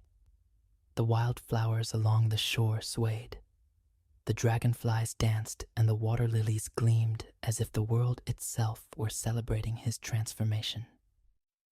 The swans called to one another, their voices a symphony that filled the air, and Grizz joined them. His own call rising with theirs, a declaration of his place in their flock. He was no longer alone, no longer searching. He had found his home not just in the lake, but in himself. But Grizz's thoughts lingered on the lake of his birth, on the mother who had loved him. Despite his differences, on the siblings who had mocked him without understanding, he wondered if they would recognize him now, if they would see the swan where they had once seen a monster. The idea stirred a quiet resolve within him, not to seek revenge, but to show them that beauty could grow from pain, that an outcast could rise to soar. He did not know if he would return, but the possibility was enough, a seed of hope that took root in his heart. For now, Grizz was content to swim, to feel the water against his feathers, to bask in the warmth of the swan's acceptance. The lake was a mirror once more, but this time it reflected not shame, but pride, not an outcast, but a creature of grace. Grizz lifted his wings, letting the breeze catch them, and felt a surge of joy that carried him beyond the pain of his past. He was a swan, and the world, vast and beautiful, was his to explore, his to claim, his to love. The lake shimmered under the spring sun, its surface a canvas of light and color, where water lilies bloomed and reeds swayed in a gentle dance. Grizz, no longer the gray, awkward duckling, but a swan of breathtaking beauty, glided across the water, his white feathers gleaming like fresh snow. His long neck arched with a grace that seemed to echo the curves of the clouds above. The flock of swans that had welcomed him swam beside him, their calls a harmonious chorus that filled the valley with life. For Grizz, this lake was more than a refuge.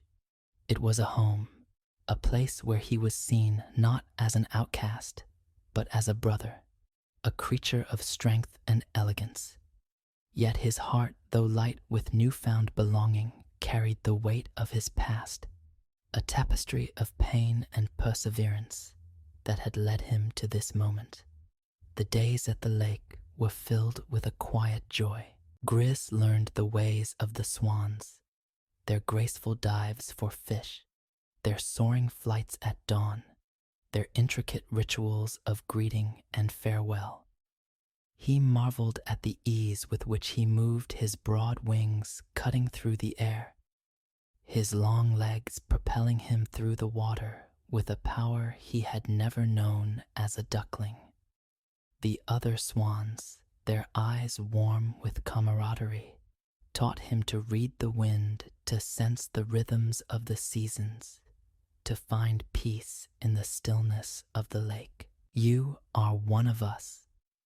They set their voices a balm to the wounds of his childhood, and Grizz for the first time believed it. But even in this haven, Grizz's thoughts often wandered to the lake of his birth, to the mother duck who had loved him despite his differences, to the siblings whose taunts had driven him away. He did not hate them, not anymore. The pain of their words had faded, softened by the knowledge of who he was. Yet he wondered about them, about the life he had left behind. Did his mother still tend her nest under the willow tree? Did his siblings, now grown, remember the gray duckling they had mocked? The question stirred a quiet longing, not for revenge, but for closure, for a chance to show them that the outcast they had scorned had found his place in the world.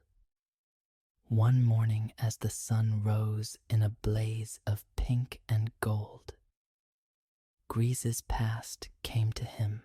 A flock of wild ducks appeared at the lake, their quacks sharp and familiar, their yellow-brown feathers catching the light as they splashed down. Grizz, swimming with the swans, froze, his large eyes narrowing. He recognized them, Their voices, their mannerisms, the way they clustered together in a tight chattering group. At their head was a mother duck, her feathers streaked with gray, her eyes weary but kind. It was his mother, older now, her brood of new ducklings trailing behind her. Among them were his siblings grown into sleek adults, their quacks confident, their movements assured. Grizz's heart thudded a mix of love and apprehension. He watched from a distance, his white feathers blending with the swan's, his long neck lowered to avoid notice. The ducks did not see him, their attention fixed on the lake's bounty fish reeds, the cool water that welcomed them. But Grizz saw everything.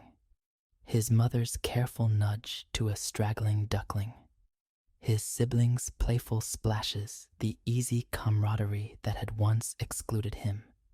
He felt a pang not of anger, but of memory of the gray duckling who had stood alone on the shore, his large eyes searching for a place to belong. The swans, sensing his stillness, gathered closer, their wings brushing against his. "What troubles you, brother?" a female swan asked, her voice soft. Grizz hesitated, then spoke his call low and resonant.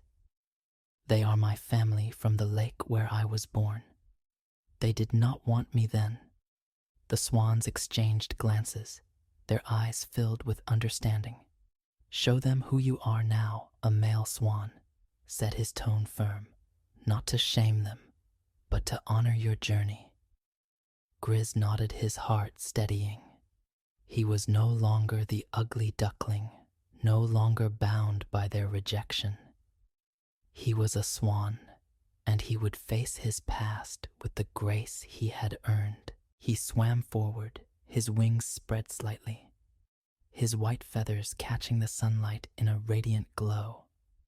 The ducks, startled by his approach, fell silent, their heads tilting in curiosity. His siblings quacked nervously, their eyes darting to one another. But his mother, her gaze sharper than the rest, stared at Grizz with a dawning recognition. Her feathers ruffled, her beak parted as if she sensed the truth before her mind could grasp it. Grizz stopped a few feet away. His long neck arched, his large eyes meeting hers. He did not speak. His call was too different now, too grand for the quacks of his childhood, but his presence spoke for him. "Who is that one of his siblings?" muttered his voice tinged with awe. "A swan," another whispered, her quack faltering. "But he looks familiar." The mother duck, her eyes brimming with something like tears, took a tentative step forward, her wings twitching. "Grizz," she quacked, her voice trembling. "Is it you?" Grizz inclined his head, a gesture both regal and tender, and the mother duck's quack became a soft broken sound, a mix of joy and regret. She did not need words to know him, to see the son she had loved, the son she had lost. The other ducks, his siblings, were less certain. They quacked among themselves, their voices a mix of confusion and admiration. "Grizz, the gray one. Impossible," one said, but his tone lacked the cruelty of their childhood taunts. Another boulder swam closer, her eyes wide. "You're beautiful," she said almost to herself, and Grizz felt a warmth spread through him, not from her words, but from the absence of malice in them. He did not need their approval. Not anymore, but their wonder was a quiet gift, a closing of the circle that had begun with pain. Grizz turned to his mother, his large eyes soft. He wanted to tell her he was grateful that her love had sustained him through the darkest days, but words were unnecessary. She swam to his side, her smaller form dwarfed by his, and brushed her wing against his. "I always knew you were special," she quacked, her voice thick with pride. Grizz lowered his head, letting her touch linger a moment of connection that healed wounds he had carried too long. The swans, watching from a distance, called out their voices, a trumpet of encouragement. Grizz looked back at them, then at his mother, and made a choice.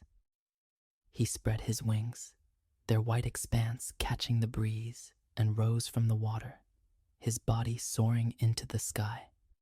The ducks gasped, their quacks falling silent as Grizz circled the lake, his shadow rippling across the surface.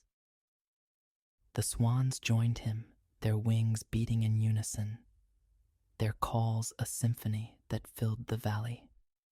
Grizz led them, his long neck stretched forward, his heart light with a freedom he had earned through pain and perseverance. Below, the ducks watched, their eyes wide with awe. His siblings, once cruel, now stood still, their quacks replaced by a quiet respect. His mother, her feathers ruffled with pride, followed his flight until he was a speck against the clouds. She did not know the full story of his journey, the farm, the winter, the swans, but she knew he had found his place, and that was enough. Grizz did not return to the lake of his birth, but his story did. It spread through the countryside, carried by birds and whispered by reeds. A tale of a gray duckling who became a swan, of an outcast who found his wings. The lake where he was born became a place of pilgrimage, where ducks and swans alike told of Grizz, the swan who had taught them that beauty was not in feathers alone, but in the courage to rise above pain. Children playing by the water pointed to the sky, hoping to see a white bird with a long neck, a symbol of hope for all who felt unloved. Grizz, now a leader among the swans, soared over the fields and forests that had once been his prison. The pain of his past was a memory, a scar that had shaped but not defined him. He thought of Mira, the cat who had seen his spirit of his mother, whose love had been his first light, and of the swans who had shown him his truth. The world was vast, and he was part of it. A swan whose wings carried not just his body, but the lessons of his journey. That rejection could forge strength, that loneliness could lead to love, and that even the ugliest duckling could shine if only they dared to believe in themselves. As the sun set, painting the lake in hues of gold and crimson, Grizz called out his voice, a trumpet that echoed through the valley. The swans answered, their wings, beating, their hearts joined in a bond that transcended words. Grizz, the swan of the lake, was home, not just in the water, but in the truth he had found within himself. And as he flew, the stars began to emerge, each one a reminder that his light, once hidden, would burn eternal.